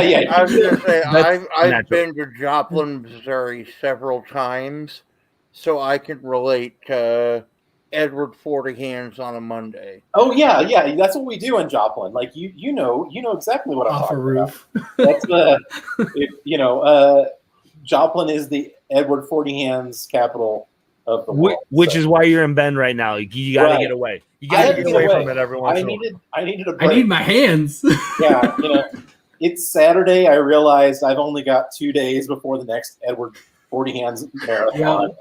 Yeah. I can't survive another one. It's going to be too brutal. So I want to see you trying to also hold like a pen and do like work during Edward 40 Hands. Those deadlines are brutal. So sometimes you've got to actually do that. You're just using your like mouth. Yeah. I want to see you actually have Edward Scissorhands trying to hold a 40 with your scissor hands. It's just it's just that terrible sound as he once a year the whole town does that. They just tape scissors to their hands and play it that way. It's a cool town. Big Tim Burton fans. We're a big Tim Burton fan. Tim Burton visited here once. Like, that's the slogan. They're really proud of it. Actually, it's Tim Burton has never visited here. Please come. And now I'm trying to imagine like Tim Burton getting out in Joplin out of his. It's got to be like it's a hearse that he drives around in. I was gonna say a hearse too. Yeah. For sure. He gets out and he like steps out of the car and looks around and he's like, "No, nope." And just gets back in. Just drives on. Yeah. That's a 3-panel comic right there. Yeah. Out, look, driving away. Can we backtrack real quick to something earlier in the interview? I didn't get to ask. Jeremy, you said you had your old-fashioned recipe, and you did a stream with Mitch, and he had his. Whose was better? Mine. Why am I asking? Look. Here's the thing. I love Mitch. I mean, like he's a sweet man, and a hell of an artist. Sure, yeah, he's got some skills. Yeah, but never heard of him. It's fine. But indie guy. Yeah, but my old fashioned recipe is it's pretty good. Is it the one that's in the book? No, it's a variation on that. Okay, because I am going to do that one in the book. Well, you kill somebody. It's really good. Oh, sure, but that's part of the recipe. That's all part of it. Yeah, I have to go track down Mitch, apparently, to make this recipe. Well, what you need to do, please, gentlemen, give Mitch as much shit as you want to online about me talking trash and saying my old-fashioned recipe is better. Because, we've talked about doing like a some sort of, when we get conventions back properly and like can really feel good about doing some sort of event where like me, Mitch, Cullen Bunn, and and like somebody else make old fashions, and you get like a little old fashioned, like a sampler, basically, you get a flight of old fashions, and then you can try them. I mean, I don't know if maybe just an idea. That'd be so cool. I'm gonna just throw this out there. There once was a company called Pepsi that went around the world and countries that did what they called the Pepsi Challenge, and they had people to vote. Right. I think you guys get a signing together, go to comic book stores, people will come out, and at the stores, you're like, we're not actually here to sign your comic books. We're going to do an old-fashioned taste test, and you're going to vote, and you're going to be the new cool kid on the block like Pepsi was, and just like, y'all thought it was Mitch's old-fashioned. That's what he talks about. When you pick it, you lift it up the cup that's behind it, and it's a bobblehead of you that's revealed like it's Jeremy Haun. I'm just saying, I think that would work fantastically, because if you said, hey, there's comic creators here for a book signing, I'm like, oh, that's sweet. And then if you said, hey, there's comic creators here for a book signing, but they also are having an old-fashioned blind taste test, I'd say, say no more. Yeah. I'm saying that I can judge at least you versus Cullen, that he's going to be at my LCS in October. I know the two of you can carpool up to lovely Lawrence, Kansas, and I'll blind taste test that. Or just send Cullen with an old fashioned and be like, you have to make one when you get there. Yeah. Cullen, you have to make my recipe and your recipe. Yes. I got to go to the Damned that Cullen and Brian Hurt did. They did a re-release a few years ago at C2E2, and we went to Challengers, the shop up there. Man. Whoa. Look, I'm gonna be honest with you. I love you so much, but Manhattan's, I like Manhattans. Manhattan's not a bad drink, especially a good Manhattan. Just like old fashions can be bad. So Andy Parks makes a Manhattan. Inker and writer extraordinaire Andy Parks makes a Manhattan. It's a perfect Manhattan, which means equal parts sweet and dry vermouth. And there's something he puts in there.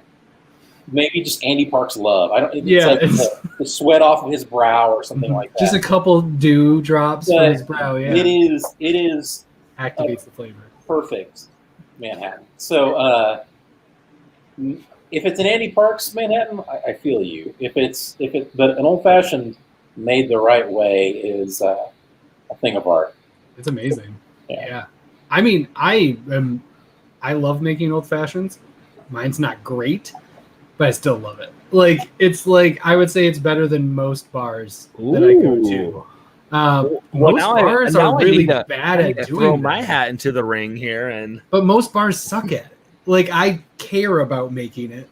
Yeah. So that makes all the difference, because I give a shit about what I'm putting into it, where most bars are like bitters, orange, here's a maraschino cherry, and then some bourbon, and it's like, cool, okay, thanks. Yeah. And then they just dump some sugar on top and mix it up. And I'm like, that's technically what you need. Yeah. Fuck you, man. Yeah. Well, and like you get this slice of orange that's like nearly a half-inch thick, and they just there's like so much orange pulp and everything in there. They just ground in. Yep. It's like, when it says muddle, you don't muddle like the fucking drink. Right. That literally I went to a con 2 years ago in Lexington, and I went to this bar, and the bartender was making an old fashioned for me, because I was like, I'll have an old fashioned. This other bartender came over and looked at what he was making, grabbed it, took it, poured it out. He goes, no, that's not how we do it. And he's like, and I found out like this guy was training this kid. Right. Like, this is how you do it. And so I'm like, you can make my drinks the rest of the night. And he literally was just like, what do you want? I'm like, whatever you want to make me, because what you just did there was awesome. Yeah. It's bizarre when you get a cocktail and you're like, because by this point, right, you know exactly what it's going to taste like. This is the flavor profile of an old fashioned. This is the flavor profile of a Manhattan, and you get it and you're like, why does this have like orange juice and chocolate sauce in it? Like, how does that? It's like there is not an old fashioned. Yeah, yeah. And I think it's weird too. And look, to anybody in the bar industry, I do want to say this. I know that you work hard. I know that there's a balance of dealing with idiots like me that come in and they're like, I want this fancy thing. And they're like, I've got 60 other people that I have to deal with before you're done. I get it. I know you just want me to order a shot and a beer and go on. How many Jaeger bombs I have to make? Yeah. So, but I understand that that's how that goes. And I respect that. I just want to acknowledge that and then say, if you are a upscale cocktail bar, do better. Yep. If you're especially there's a certain price when I pay it that I'm like, this now has to be legitimate. You're past the point of no return. There's dive bars where I'm like, I'm not going to even order it there because it's just not what you do. I need my fucking PBR. I need a shot of Jameson. We're good to go because it's that kind of place. But when you go to a place that's like, this is a cocktail place, yeah, it's got to be legit. Or like, what's the point? Hey, I like Jameson shots and Jägermeister. To each their own. Fucking enjoy, man. If that's your bliss. And that's the thing is, find if you're going to a place where it's supposed to have that, like, we do. Ideas. Vern, thank you. We do. My wife and I do have a we have our cooking, and now it also is our cocktail show that we do on my YouTube channel. Yes. I can't wait to check this out. Yeah, this is gonna go on there now. But we started doing a cooking show based off of comic themes. So like the first one was our Green Arrow chili because it was in the comics, and I was like, this is great. And I mentioned it on a live stream one time, and everyone's like, oh, that'd be an awesome idea. And my wife was watching the live stream, and I was like, shoot, I think I just gave away a really good idea to the whole comic book community.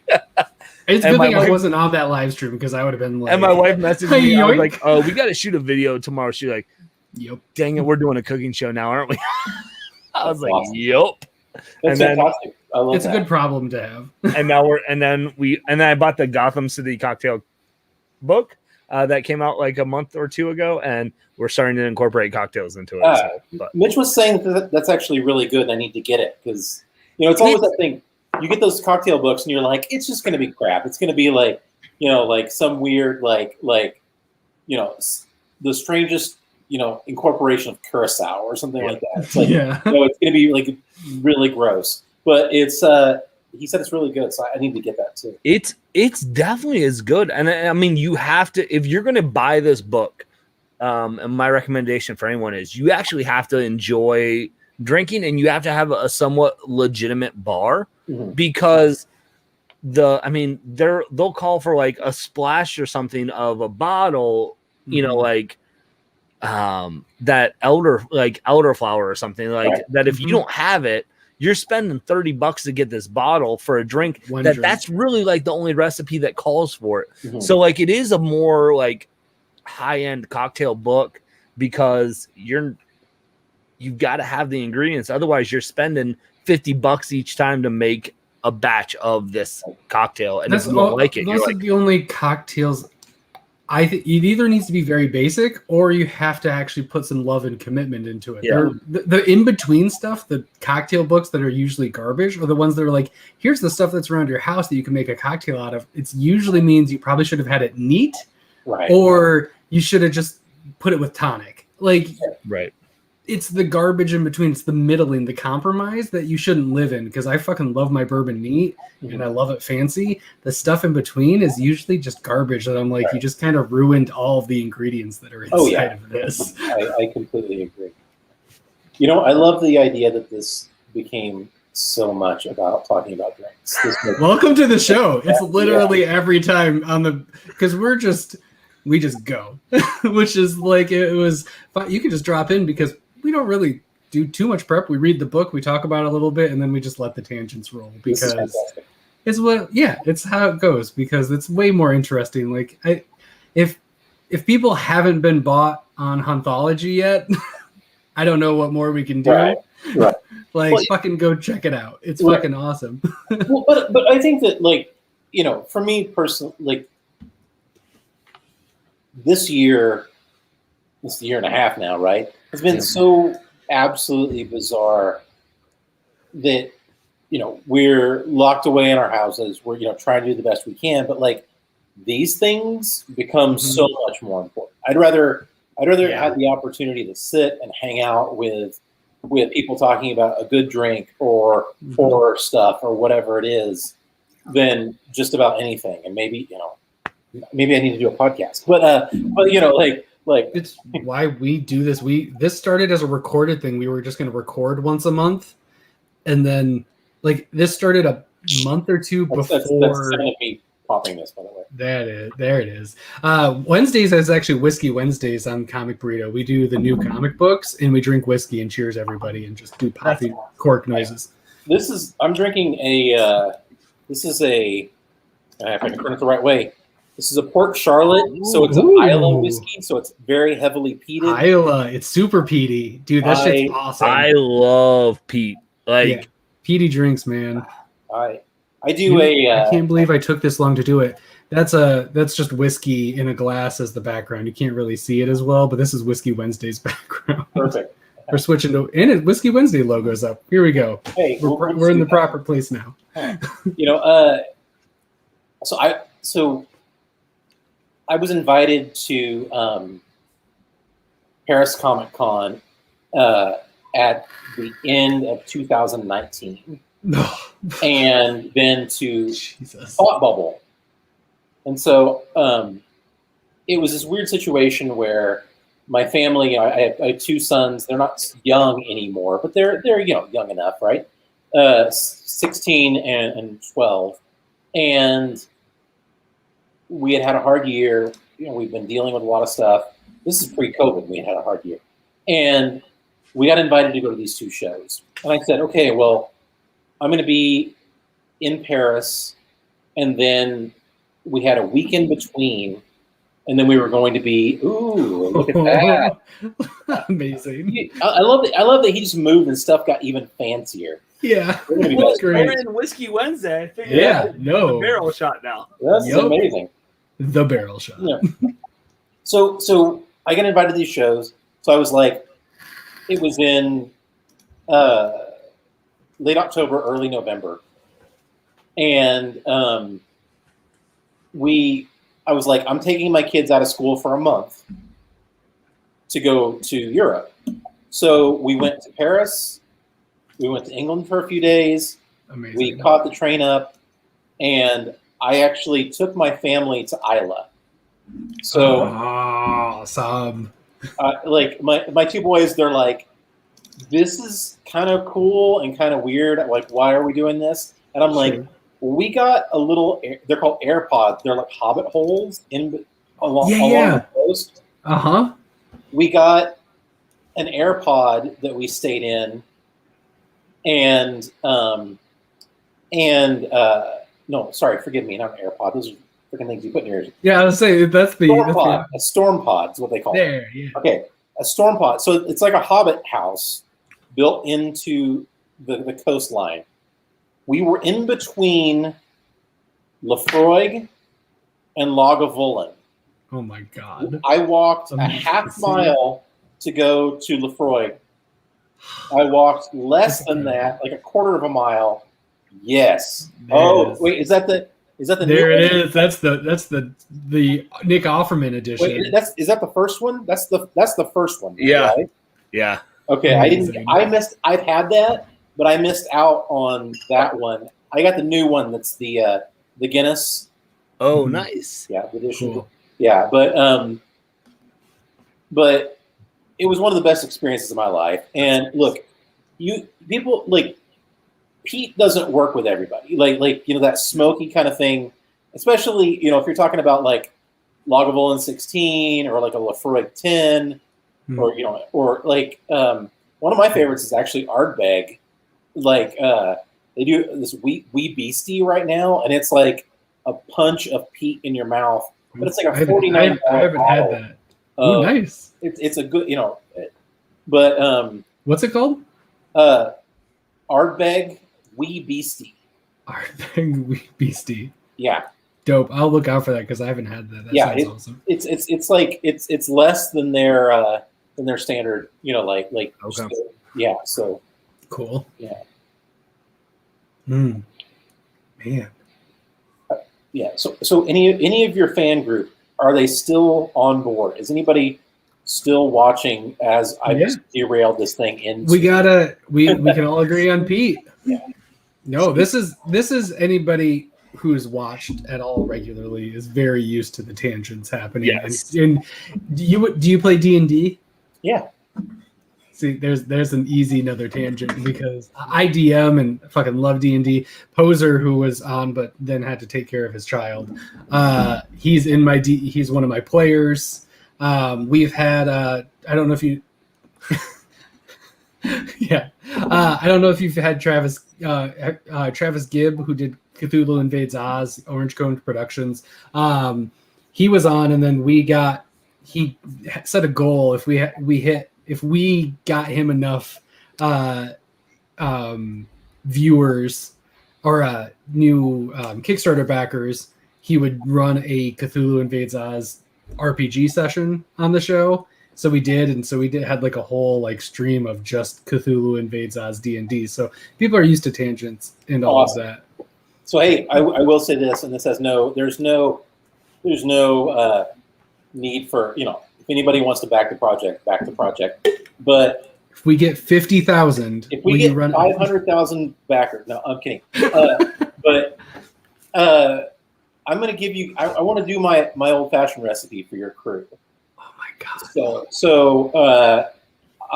we'll talk after this, amazing. And either we'll set something up, and I can hop back on with you again another time, and I can make it once I get back home, or I can do. We'll figure something out. Though. Let's do it on a Whiskey Wednesday. Yeah. Come on, and we'll do it during a Whiskey Wednesday. Well, as long as I can replace either Nick or Cole, because this isn't the typical Burrito Boys. I just need to be there. I'm okay with that. I just need to be there for the whiskey recipe of the old fashioned. So and then just dip. No, Cole was he's gotten into it recently, like bourbon and all that. He's always been a fan, but he's gotten really hardcore into it recently, which has been fun because I'm still very into it, but it's residual from being like hardcore into it for a while. It's one of those things where it's like it was an obsession and now it's just a love. Right. But like it's still like when he talks about it, I'm like, oh yeah, I'm so excited. I want to hear all about it and all of that. And he was talking about like I think he mentioned at one point, and then you brought up Mitch, where you guys made your own bitters. Yeah.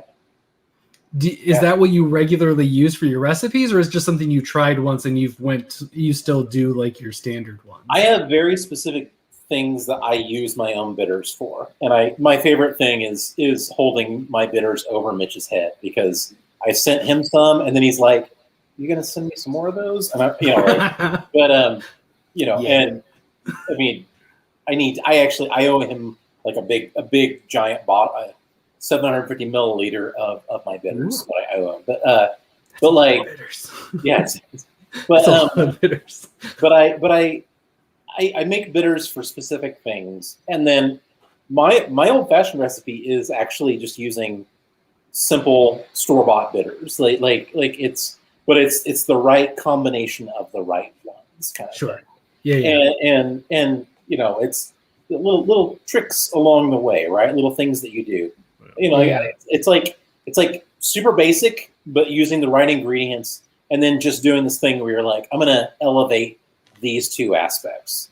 Sure. That's kind of how it goes. That's how you talk about this is how I am with like cooking, because I fucking love to cook and I love to cook well. And it's not always about how much shit you throw in, it's the execution and how well you do it. The simpler you make it, it's also the best you can do. If there's a bunch of shit in something, it's usually covering up shit. Right. Like it's like, oh wow, look at all the flavors and everything. Like chili, you can fuck up a chili so hard, and just like you can compensate for it, throw some more shit in, and it's fine.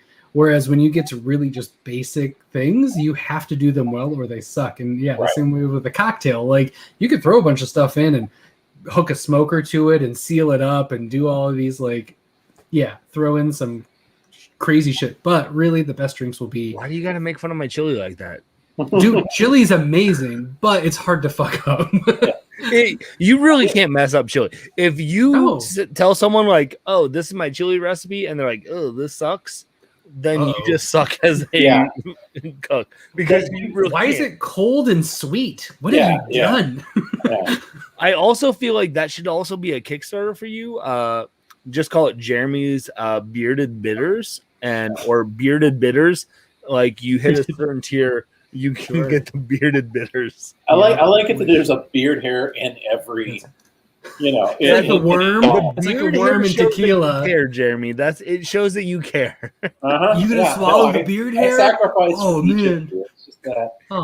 It's like when my dad used to make spaghetti. He put one of those like bay leaves in, and if you got the bay leaf, you were the lucky one. Oh so yeah, you put the beard hair in the Bearded Bitters. I use bay leaves in my sauce. I never thought about keeping it in there afterwards for luck. My dad would always keep one in, and it was kind of like a special like.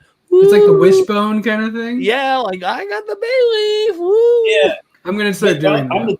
I'm the dumbass that would actually like get the bay leaf fully in my mouth. Yep. And be like, oh, that's not. That's not good. That's not a gift at that point. You're just.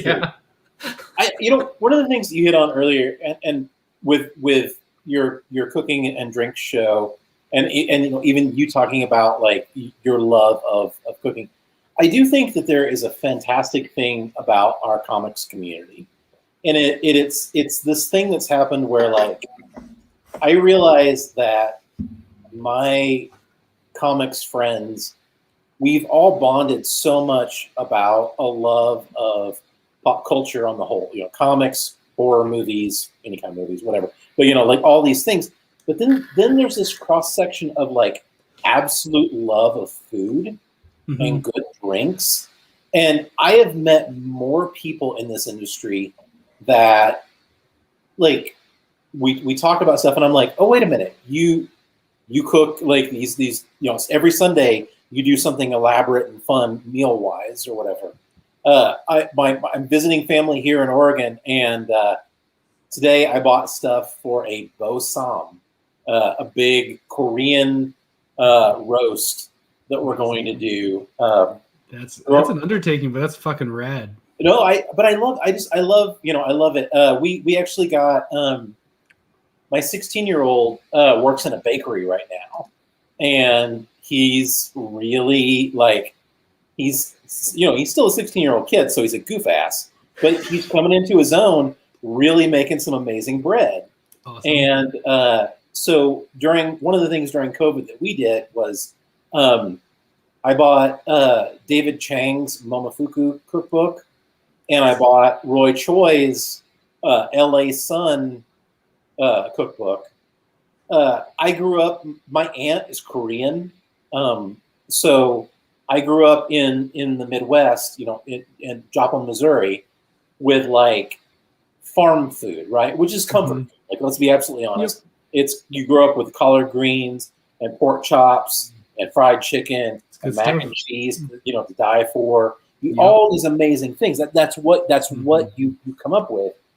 But my aunt is Korean, so I would have Southern fried pork chops and kimchi growing up. Oh my god!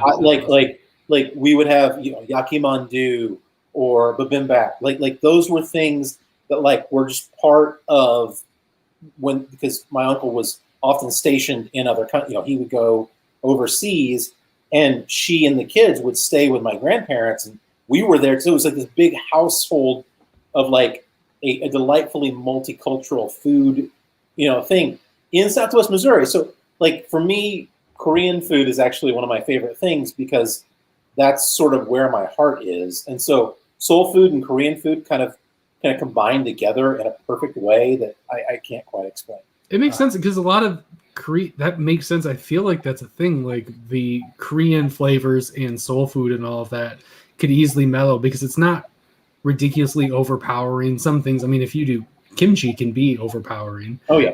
Right. But like, especially with something with pork or something that you need something to bring it out anyways, because pork on its own isn't going to be a thing. So it can marry. That's really cool. I love that. Like that, the merging, and it's just all comfort food because of that. That's great.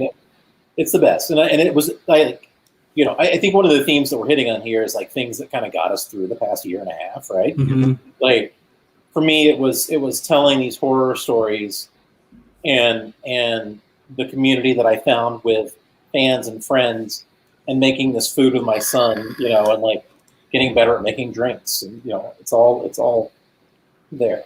Yeah, mine was this switching to a live stream because we were just going to be recording in my basement for a while. And then we were like, oh, dang, we're stuck. So we started doing this on live. And now I'm DMing people who I met through here and we're doing it online. Like, it's wild. And oh man, I don't know what I would do if it wasn't for this show over the last year and a half. It's wild. Like, it's huge. It's so true. Like, right? Like I feel like quarantine and the pandemic have made it. I got my YouTube channel back in like January, 3 months before the pandemic hit. And I was putting out like a video a month, and I'm like, I literally was like, I'm not going to do this anymore. Like, this is stupid. Like 30 people are watching. Oh, if that. And I'm like, oh, whatever. And then the pandemic hit, and I'm like, well, I got some more time. I guess I can do this. And fell into this community. And like, it's been my outlet. And very early in, then I brought my wife into my shows with me, and like that's what we've been doing. And I never probably would have gone full YouTube channel as I have without quarantine. But I think what it gets down to is the idea of it's a way for us to connect, right? We all have a connection with comics, but then I think there's deeper, right? Like. You relate to people and you're like, oh, if you see my Turtles poster, you're like, oh, you like the Turtles? Cool. I like the Turtles too. Mm-hmm. It's the same thing with everything else, right? Like, oh, you like bourbon? Oh, what's your bourbon? Oh, you like to cook? What are your recipes? Like, it's a natural way to bond. And I think like comics are our general basis. And then we go just deeper of like the love for other areas of our life. And it's fantastic. Which makes sense with comics. You're a collector. So you're also comic people are obsessive about comics. And usually people who have that kind of obsession also have obsessions in other places because it's part of your personality. Yeah. And you talk to a few of them and you'll meet up and be like, oh, we also obsess over these things too. Cool. Let's and it just gets deeper and deeper until all of a sudden like you're friends. Right. Well, weird. But that's been amazing. Like, I've been around creators that felt like there needed to be this line between creators and fans. Mm-hmm. And I think it's bullshit. Like purely like the idea is like comics are one of the only industries right now that you can go to a convention and walk up to somebody's table and be like, man, lady, whatever, I like what you make. That like you wrote or drew something that moved, or I just like the hell out of it, or whatever it is, right? Yeah. Like you can walk up to somebody's table and share in that. You can't do that. Like no matter what, I can't walk up to a convention and like Ghost is here, the Sword is here, I can't necessarily do that.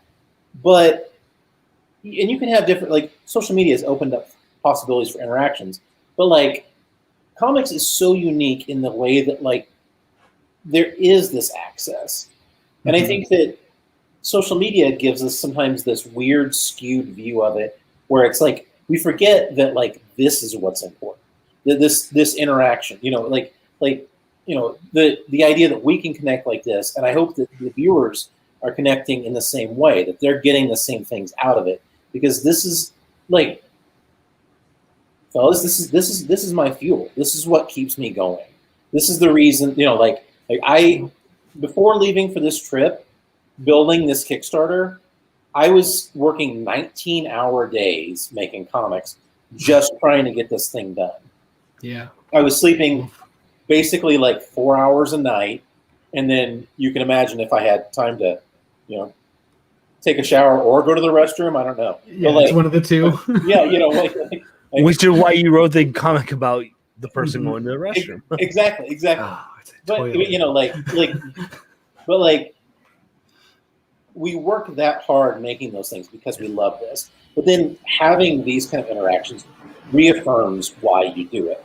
It's like, oh, wait a minute, I wrote this stupid thing. That means something to you too. That's fuel for me. Yeah.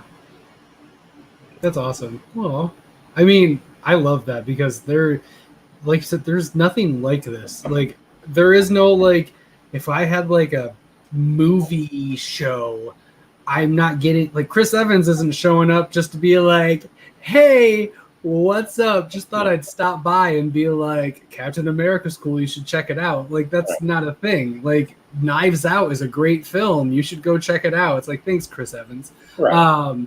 But I think that it's arbitrarily there, that line in the sand where it's like, we'll talk to press and then we're just in our own world. Yeah. Whereas that's why I love the comics industry, because Comic-Cons are a thing and it's ingrained in the community that it is a symbiotic relationship, just like any fans and creative.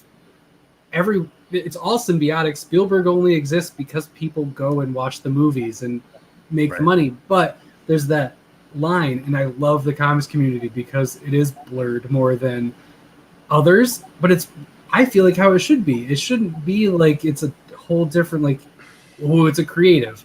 It's like, oh no, that's the dude that made the thing. We should talk about it because it's fucking cool, and I want to talk about it.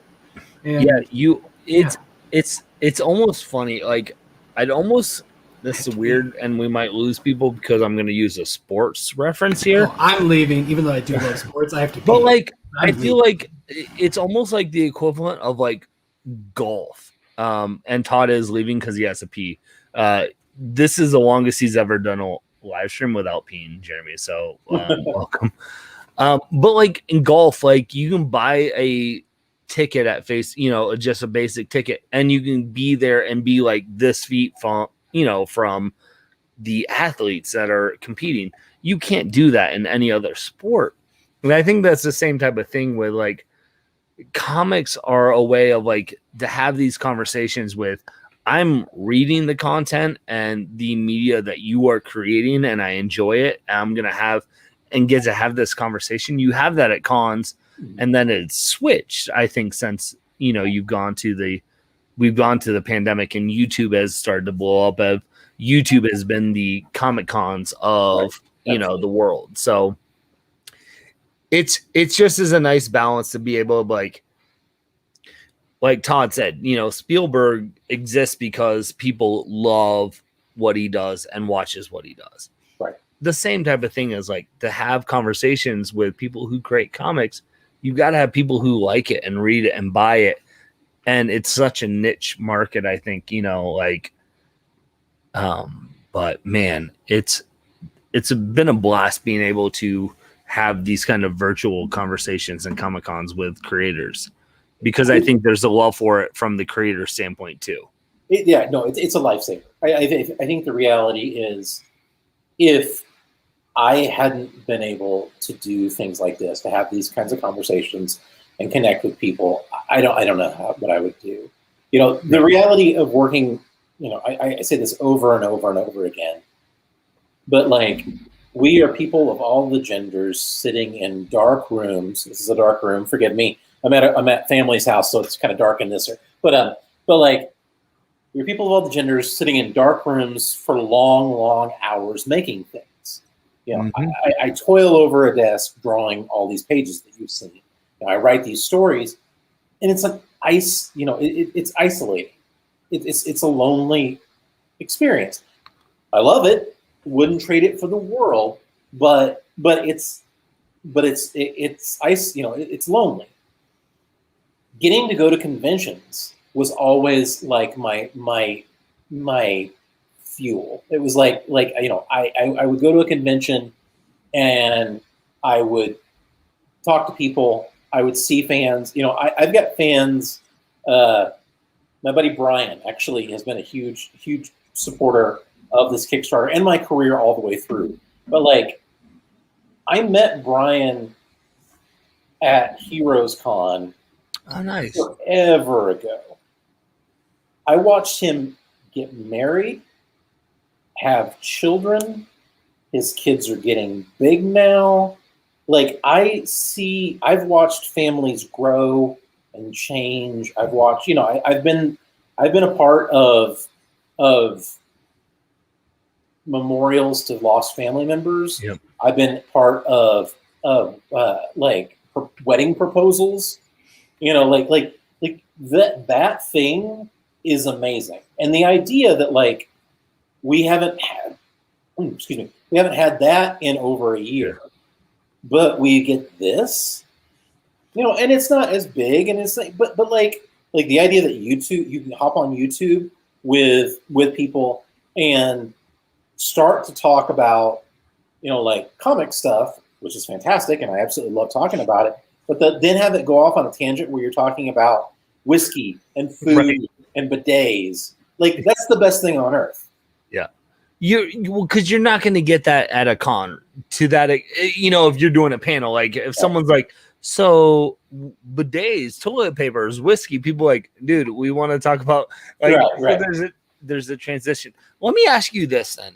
As someone who you've done cons, I'm assuming before the pandemic and everything like this, I feel like you have it a little bit with movies and things like that, but you are doing something as a comic creator that is, you create something and I'm probably off a little bit on the timeline, but it feels like you can create a comic or something, you know, like, and it not be able to see by people for like 3, 4, 5, 6 months, right? Like, so you put your blood, sweat, and tears into something that then isn't seen for quite a while because of, I know comics are the process. It's a long process. Right. So like, how is it for you as a creator to create something, you know, like a comic book, and then have to wait to see what people think about it from like the distance from when you finish it to when you created it? It's incredibly hard because often we're having to hide most of what we're doing from people. You know, it's like, so I think one of the easiest and best examples is to talk about the Image Comics process. To give you kind of a little bit of a context of how that works. So if I go and I'm going to do a new Image book, I talk to Image and I say, hey, I've got this idea. This is what I'm wanting to do. And then they say, okay, this fits our line or it doesn't. And there's a reality there that like, I could have the best idea for a, you know, sci-fi romance werewolf story and be like, I'm doing this. It's amazing. Do it. And they could be like, hey, here's the deal. Fraction just pitched us like a very, very similar thing. Like, and I just have to then be mad at Matt for a little while. But you know, you pitch something and then they have to, you know, make sure it fits the line. So you're talking about maybe a month there, somewhere yeah. So you get the approval, and then you have to produce 3 issues of a book fully before it's solicited. So I am a moderate pace speed creator, right? So like it would take me about from the pitch stage to having 3 issues done, let's just go ahead and say 6 months. Yeah. Okay. So then solicit happens, and then it's a couple more months before, the issue comes out. So you're talking about 8 months, basically. Now, that's the reality of this, because A, you don't want to be the jerk that never has books come out, like on time, right? And it's hard. Yeah. I mean, like, there's always extenuating circumstances. As a reader, sometimes I'm like, where's issue 3 of this? And then you find out that, like, they had a family member die, or whatever it is. We don't always talk about everything, right? Yeah. Right. But 8 months is a long damn time. And I think to a degree, sometimes they're like, oh, that person disappeared or whatever it is. But like, we have to sort of build and plan and line up our careers in a way that we truly look a year, even 2 years into the future. Yeah. The hard thing, and to what you're talking about, is you don't know if something's going to work. You can put all of your blood, sweat, and tears into something and be like, this whatever book is the thing, and then it won't hit right, because that's reality. That's Right. Like I've had stuff that like I felt like The Red Mother from Boom was going to be a real sleeper hit at best. Yeah.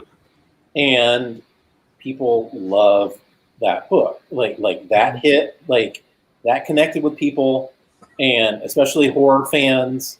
Yep. You got a copy right there? Look at you. I extra love you. Look at that J Lee. Look at that. What's really bad is this is me being a horrible host. You're like running around. I'm like, oh, you. It's got your name on it. Yeah. Hey, I now I know why you said he's a guest host. Yeah. Yeah. What are you gonna do? but The reserves. it's okay. It's okay. You. Hey, but I bought your stuff and I read No, it. that's honestly the more important part. Well, but I think that like that's part of the thing too. It's like comics are so expansive, right? Like you buy stuff, and somebody popped on earlier and said like 40 seconds was awesome. I you may agree. not read. Chaos and I are like the only comicsology people in the crew in our circle that actually. Yeah, but you're not on Discord very much, man. Here's the You've deal. been out of the sphere. You guys are in You don't need to Discord, get in and this. I can't hang with you guys. I have a job. Like you guys.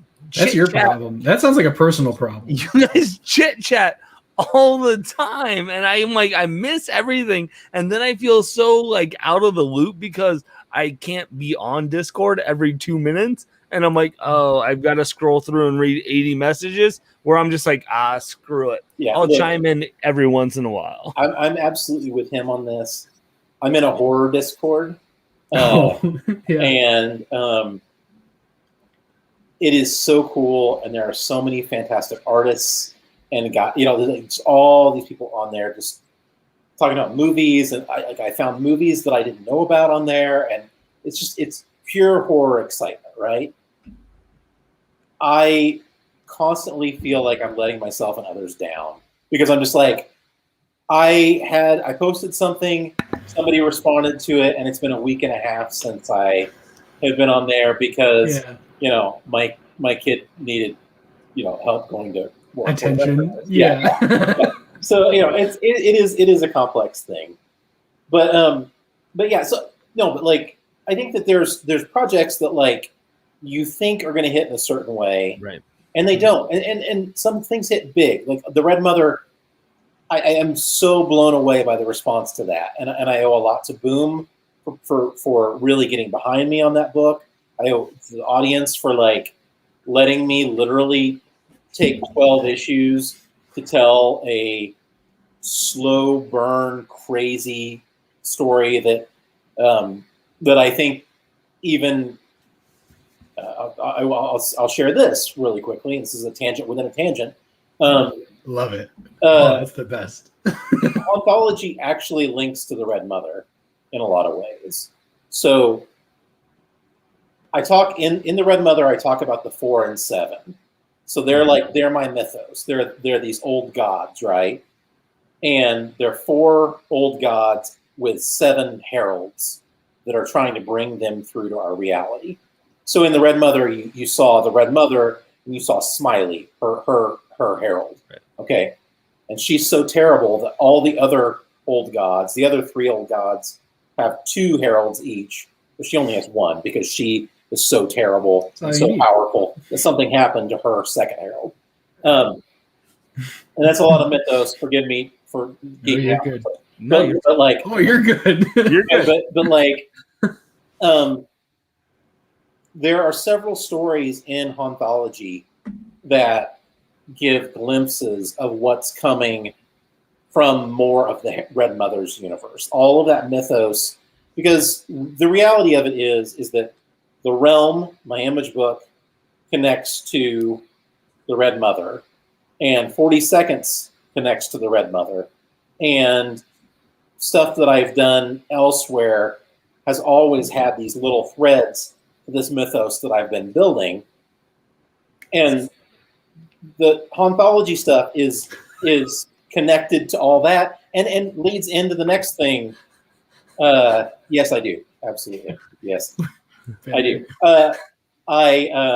In fact, I was nearly having a panic attack before leaving because we had taken a break from our usual session to play the Green Knight, the movie that's coming up. They have an RPG of the Green Knight, and we wanted to try to kill that in 2 sessions. We wanted to get through that.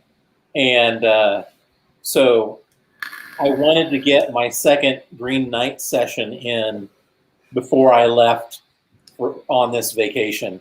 And, only barely got it in. But yes, ID&D, absolutely.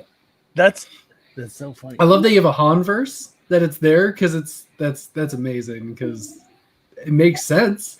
But it's one of those things that's like, it would just be like, oh, I wonder. Instead, I love that you're like, no, these are fucking connected. Oh yeah, so that's dope. That's what's great. I love it, and that's what I love about this comic community, like having conversations like this. So this is what's really funny. So you mentioned someone in the chat that had said they read 40 Seconds and they loved it, and that's Chaos. He's a friend of the Burrito Show and stuff like this. He's a friend of your guys' show. You gotta claim him. You gotta claim him. He is. We love So Chaos. what's funny is when I was like, oh, I'll start to do YouTube, I got asked to be on a trivia show that Chaos was on. Awesome. And it was on Bruce and Stephanie Comics channel. And long story short, I made it to the finals. Chaos made it to the finals. Bruce and Stephanie are huge fans of Red Mother. I had never read Red Mother yet. Right. But because I was on this show, I was like, dang it, they're going to ask in the finals. I know they're going to ask like questions about Red Mother. So I bought that trade so I could read it, so I could prep to beat this other guy in a comic book challenge. And they didn't ask any questions about Red Mother, which they had all the other times. Right. But then I got exposed to your book because of that. like, And that's like just like so one random. Of those funny coincidences in the YouTube world, that now I'm here talking with you about comics, and it's just funny. I think that's kind of the magic of all this. Is like comics. On one hand, you look at it and you're like, oh, it's a big industry, right? Yeah. It's such a small industry, right? Like it is, and yes, we have a ton of conventions. yes, some of them are huge and maniacal and ridiculous, but like there are all of these threads. You know, you've read stuff that I've done and maybe never known that you've read it. You know, Right. like you know, or like you may know me as a writer, not realizing that like, oh, back here I drew this forever ago. Yeah. There was a question I wanted to ask you, which I think is, I don't know if it works because of the situation, because I was going to ask, how was it doing something on your own versus collaboration? Because you've collaborated, because correct me if I'm wrong, there's not too many just Jeremy Haun titles out there, correct? It's writer or artist. Yeah. And it's not writer artist. Yeah, I mean, but also you were kind of in a corner to do it on your own. There wasn't collaboration at the time anyways. So I'm not sure. You kind of covered the feelings of doing it on your own and why you got to it and all of that. But even though it was extenuating circumstances, how was the experience being the creative team versus having that other person you're working with? So I love the idea that you can have all these different experiences in comics. Like I feel incredibly lucky that I am a writer artist as opposed to just one or the other, because I think that I write stuff that other people draw. I draw stuff that other people have written. I've done some stuff that kind of blurs those lines, but like Haunthology is really the first thing that's just all me.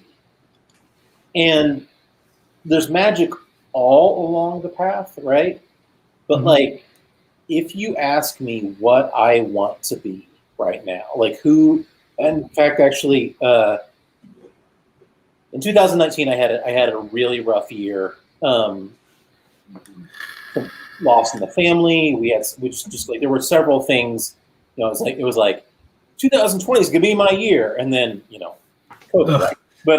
But like 2019 was a really rough year, and I was talking with Jonathan Hickman, and he said he asked me an amazing question. He said, who do you want to be creatively? Like if we say Jeremy Haun is dead, long live Jeremy Haun, who is that guy? And I sat there and I was like, you know, damn. That's a hell of a question. Yeah. But what that led me to was a realization that like I needed to tell my own stories my way, and I needed to double down on that. Like Haunthology is honestly, to a degree, pandemic aside, a direct link to that conversation, because I needed to tell my stories my way. I needed to, you know, I'm still going to draw some things that other people work on. I'm still going to, you know, like, there's going to be some things in there, but truly, the next big thing that I do is going to be me writing and drawing I don't know if it's going to be Red Mother length. I don't know if it's going to be like full 12 issues, but I think it's going to be 5 or 7, just me on my own. Awesome. You know, doing the whole thing. I mean, please do. I really enjoy this, so I would really like that a lot. That is, man. What do you, fucking Hickman? What the fuck, man? That hits hard, because it's just one of those things where mine's like, well, I want my family to know I'm loved, but what do I want to be? What's that thing? Like, what is that, like, tangible part of, like, well, oh, when I think of Todd, I think of what? And I'm like, I don't fucking know what that is. That's interesting. But yeah, that's cool. I love that it got you to Haunthology, which makes sense. That shit hits. That, I don't say shit slaps very often, but Haunthology slaps. Like, it is. and it makes sense that that's like your mindset going into it, and like it's I don't know if I've ever described a comic like that ever. I don't describe anything like that ever. But it reads that way, that there's more to it here than just like I'm being spooky. There's more to it, and I loved it because each comic made me go like, shit. Like just because like whatever the next page in my head is just like, oh dang, like, oh, your partner's gonna be pissed, or oh dang, you're fucked, or oh, what's behind that? And then it's like, oh yeah, I love it. Everything made me think about what was next for the character and the existential crisis of it all, which is super fun. So being out here, you know, I've now done like Haunthology, like all of the first 140 pages were done. And then I kind of tacked on a little bit more when we did stretch goal up to 160 pages. One of the next stretch goals that we're moving towards is 176 pages. And so each one is some bonus material, but it's also another story, right? And so I was on the coast with my niece and nephew and my brother-in-law.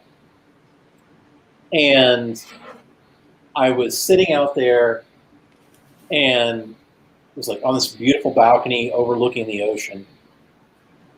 And I was like, oh shit, I've got another story in me.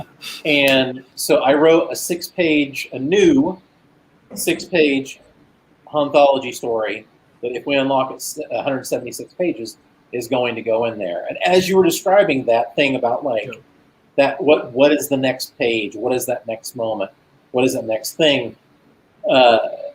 This one was another one of those where I was like I always have this thing where it's like, there's what the story is about and then what the story is about, right? Like, it's like, you know, is this story about longing? Yes. But also is this story about, something cosmically pulling you in a direction? Is this story about, there's a story, I don't know if it's one that you got to read, but it's called Still in Here. And it's a story about it's kind of a zombie story, sort of. But oh shit! Oh yeah. Fuck you, man! That was fucked up. Watch your mouth when you're talking to Jeremy. I will not. That's how I talk on here because damn, yeah, I got to read that one. Oh shit! that was one of those stories that, like, for me, was so important to tell. And it's a zombie story in a way, yeah. But like during COVID, and this forgive me for taking it down just a minute, but this gets the story behind this is kind of we lost my grandfather during COVID, not to COVID, but he had a series of strokes and basically went from being the sharpest guy in the room, the kind of guy that like thought around corners, you're like he would make a joke and you'd be like, you'd be like walking out of the room and you'd be like, oh, fuck you. Like, come on. That was so subtle. I just got it. That was amazing. And I realized that there was a point where, because of the strokes that he had, he was still cognizant and in there, but he couldn't get out, right? And so I needed to write a story that was about that. And I wrote a story that is kind of a zombie story that is one of my favorite stories in the collection. And I love the opportunity to tell those things. It's amazing, but that makes total sense that was your inspiration behind it, because it hits. What was the story? What was the story called again? Still in Here. Yeah. Okay. As soon as you said zombies, I knew what it was. Yeah. It's man. Yeah, sorry to take. I know that. No, it's fine. No, that honestly is no.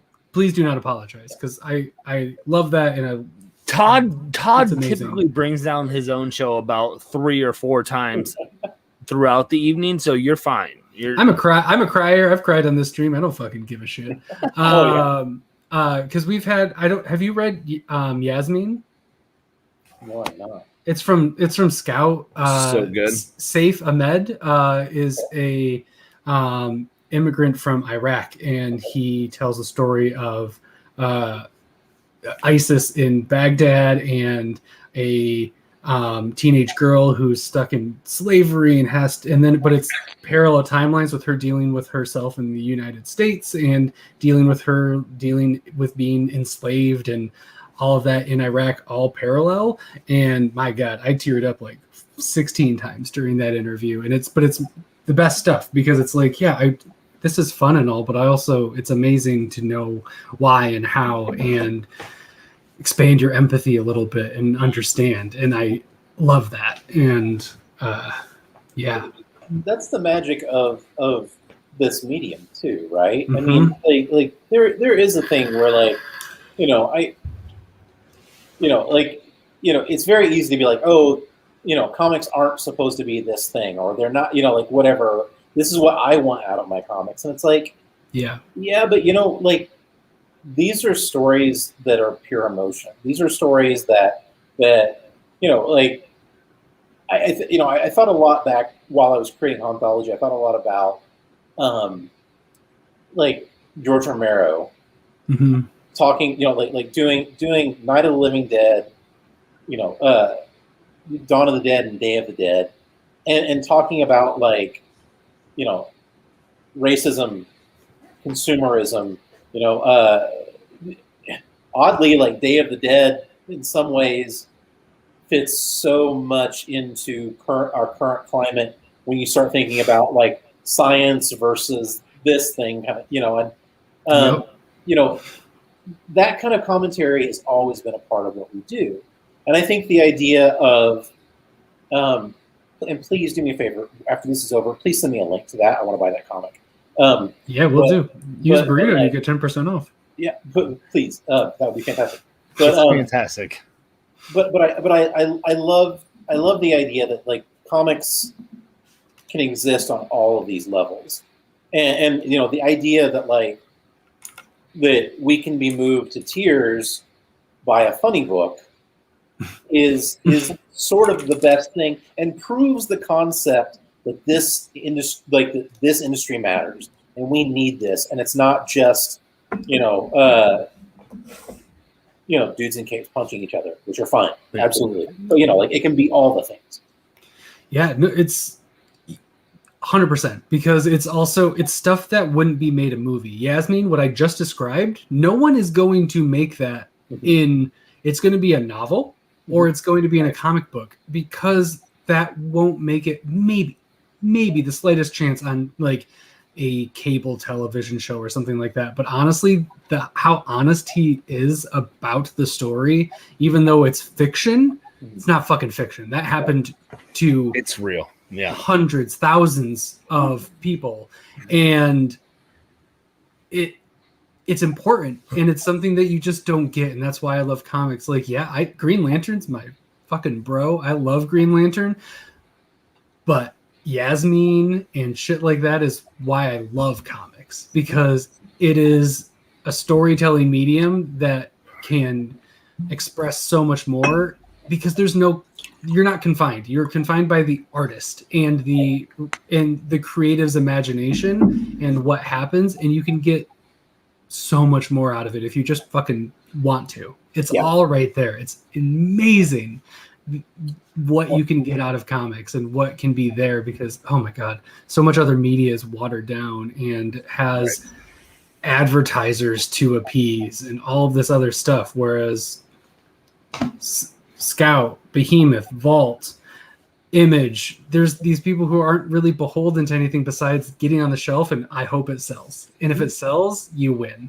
Right. And yes, it's still a little businessy, obviously, because it's a fucking business, but it's so much less you don't have to worry about what fucking Pepsi says about this book. You don't need to worry about it. You don't have to worry about if and I love it. I love it for that.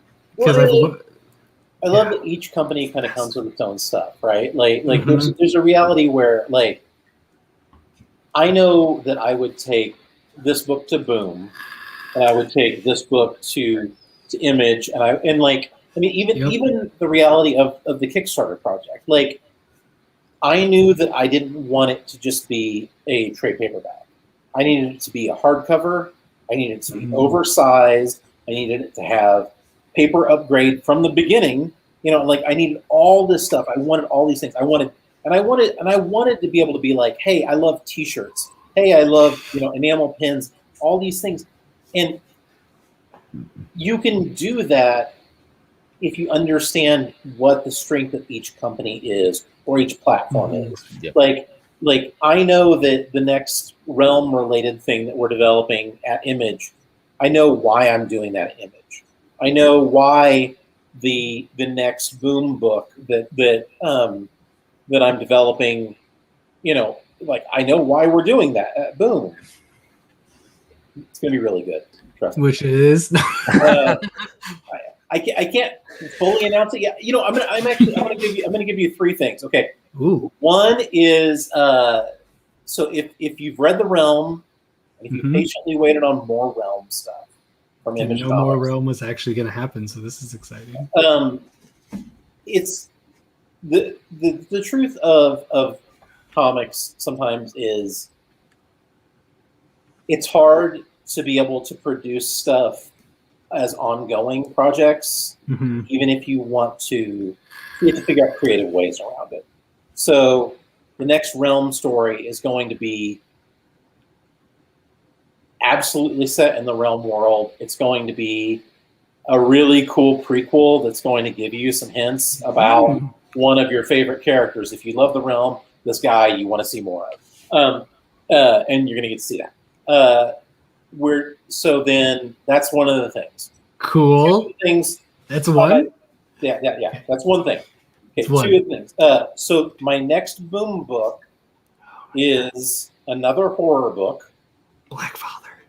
Yeah, that would be terrible if I actually like I had like Yellow Stepdaughter. You know? Yeah, like Yellow Stepdaughter though. I mean, you know, Orange Third Cousin. You know, man, I have one of those. But so the next Boom book is a tight 5-issue miniseries. Horror again. Yeah. This one I'm co-writing with my buddy Jason Hurley that I worked on The Beauty with. Yeah. Nice. We wrap up issue 30 of The Beauty comes out in September. The final issue of The Beauty comes out in September, and we are immediately just jumping feet first into this new thing. Awesome. I almost said the name. I shouldn't say the name. Yell at me. He's gonna Joseph Smelky accidentally. It's like a lot of my favorite things. I will say this. I love stories that take place in the snow. Like Ice is one of my favorite episodes of X-Files. You know, so good. Yeah, you know, yeah. So so it's going to be a lot of fun. We're very excited about it. I'm excited to be doing another book with Boom. They've been fantastic. Awesome. So, and then the third thing is I'm working on Haunthology Volume 2 already. Oh, hell yeah. Let's go. Hell yeah. Out of Haunthology Volume 1, tying into Haunthology Volume 2, I have 2 new creator-owned series that are coming up it's going to be late 2022, but I am working on those. That might have been my last question was, are we going to see any Haunthology actually, any of the stories drawn out and made into a larger story? So that's yes? Yeah, there is dope. I'm gonna cross my fingers on which one, but I'll be pleasantly surprised. Ooh, I don't want to ruin it on the live stream, but I want to like backstage at least be like, which one do you want, Todd? I won't do it in case Jeremy can be read by anybody. I won't guess. I will say that some of what I'm doing there is there are themes throughout, and there's characters and things like that are going, like, for instance, Daisy from the Red Mother, you're going to see her again or mentioned in other stories, and definitely you're going to hear about the 4 and 7 in ways. And so there's a thing.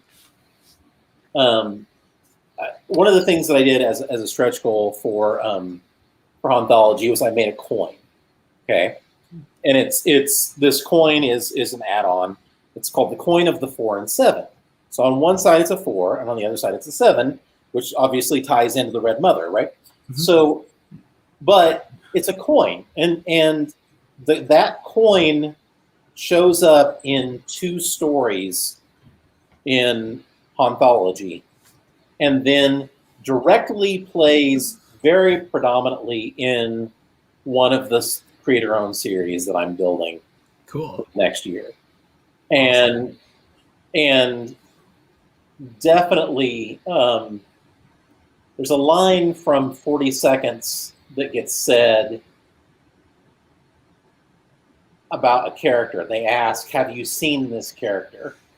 And that is echoed again in the Haunthology, that then ties into the other thing that I'm building. So it's all going to weave in. So many threads. Yeah, I love it. It's going to be pretty accessible, I think, and I love the idea that, like, I feel like it's weird sometimes you evoke like Stephen King and people are like, but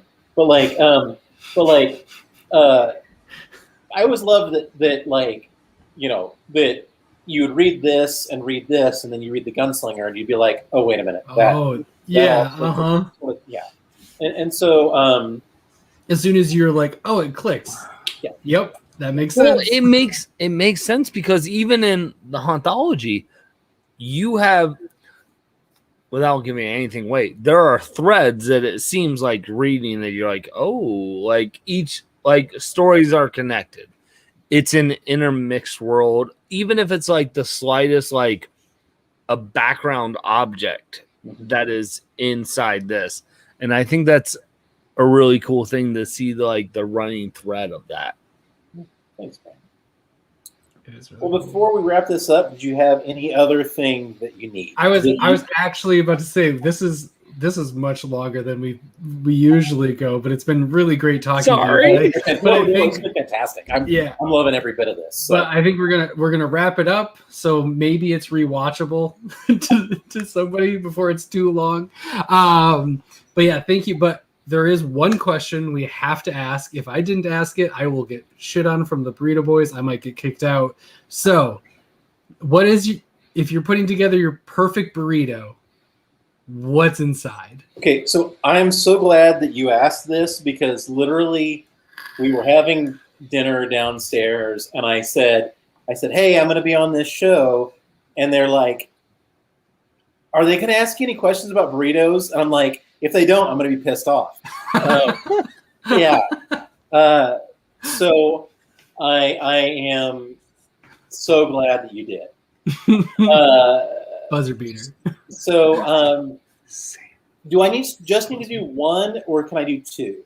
You know what? Do 2. Do whatever you want. We've had the last one. The person said I don't know if you've read Snow Freaks, but it's Kevin Rodatelli from Behemoth, and he said everything. So if he can just say everything and that's his ingredient, you can make 2.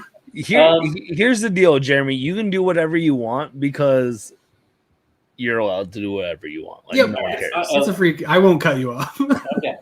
So we do a lot of burritos at my house, and like my 16-year-old is, well, both boys are absolutely obsessed with burritos. My 16-year-old and I kind of do this thing where where we try to figure out like what makes for the perfect dinner burrito and then what makes for the perfect breakfast burrito. The perfect breakfast burrito at my house consists of if you can make it yourself, fresh chorizo. Yeah, you do a pork butt, paprika, all the spices. You put them in there. Okay, fresh chorizo. You do egg. You do simple you want like a pepper jack cheese. Yeah. Okay, you want a green salsa. The green pairs just perfectly with it. And then we've been doing like a pico de gallo. Okay. Yeah. We also on occasion fry up a little bit of potato, like you cube a potato. You fry it real crispy potato in there. Yep. And then we crunch up tortilla chips to give it that crunch inside. Nice nice. Yeah. So you get like a big fat burrito. I did not see that coming. Cheese, a little bit of salsa, the potato, and that's where we are. Like that's our breakfast burrito. That's breakfast. That's a good breakfast burrito. Yeah. That's what we do. And it's so good you can skip from breakfast burrito right to dinner burrito because you don't need a lunch burrito without burrito. Well, and also let's be perfectly honest. I could eat that breakfast burrito like for any meal. Like that just works. Yeah. No, that's the best. Like breakfast burritos for dinner at our house is like we just go for that anytime. I mean, like, especially like now that my 16-year-old is hardcore into horror movies. I'll sit out there and we'll sit there and we'll watch like a triple feature. I'll be drawing. He's sitting there watching movies. I'll have a couple drinks, and then I'll be like, it's like 3 a.m. I'll be like, breakfast burritos, and he's like, yeah. I love it.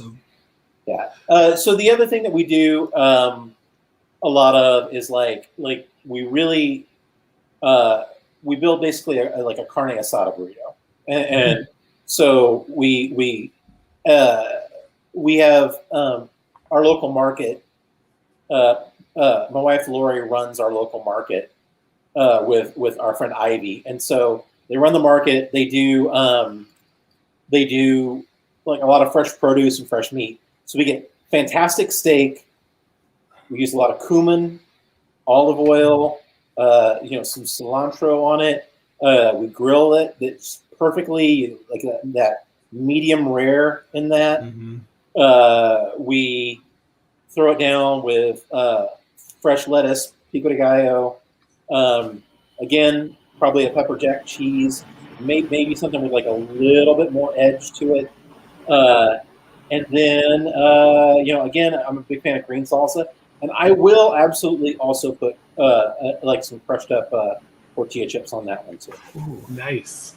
Do limes ever get in the mix? Lime is always part of like typically lime ends up like 3 times in a burrito, right? So you tend to do like some lime in the when you're doing that fresh marinade on the steak. Yeah, on the steak itself. When you're building pico de gallo, you do that. Pico, So it's lime is always a staple, especially if you're also then making myself a margarita. So, Jeremy, before you bounce off or take off, whatever. So Todd's dad, Vern, asked a great question in the chat, and I want to reach out to you right now and just say, you know that my wife and I, we mentioned on the show, do a cooking show. Yeah. Can we do a special Jeremy Haun breakfast burrito episode on our cooking show? Oh hell yeah! And give the fans, the people, the Jeremy Haun breakfast burrito. We will do that. There you go. You and me, buddy. If you get to be on the old fashioned, that means I get to be on the breakfast burrito. Yeah. So what I'm going to do is I'm going to do an old fashioned over here for Whiskey Wednesdays. Yes. I'm going to do a breakfast burrito, but I'm also going to have to pair it with my margarita. So. Oh yes. I'll set up the camera and we can all do this together because that'd be amazing. I love every bit of this. Just go margarita, and then later, like 2 hours later, you're on my show and we're doing. We'll just do a 24-hour stream. We'll start with the breakfast burrito. We'll do a midday margarita. Then we'll move on to the Whiskey Wednesday. It's all set. It'll be beautiful. Sounds amazing. Gentlemen, thank you so much for having me. I really appreciate it. Thank you. Thank you. Thank you, everyone, for getting wrapped up with us. This has been... I'm in the wrong brand because... There we go. We're back. This has been...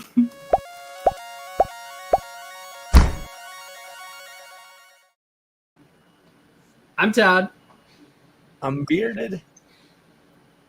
I'm Jeremy. And this has been Comic Burrito Livestream.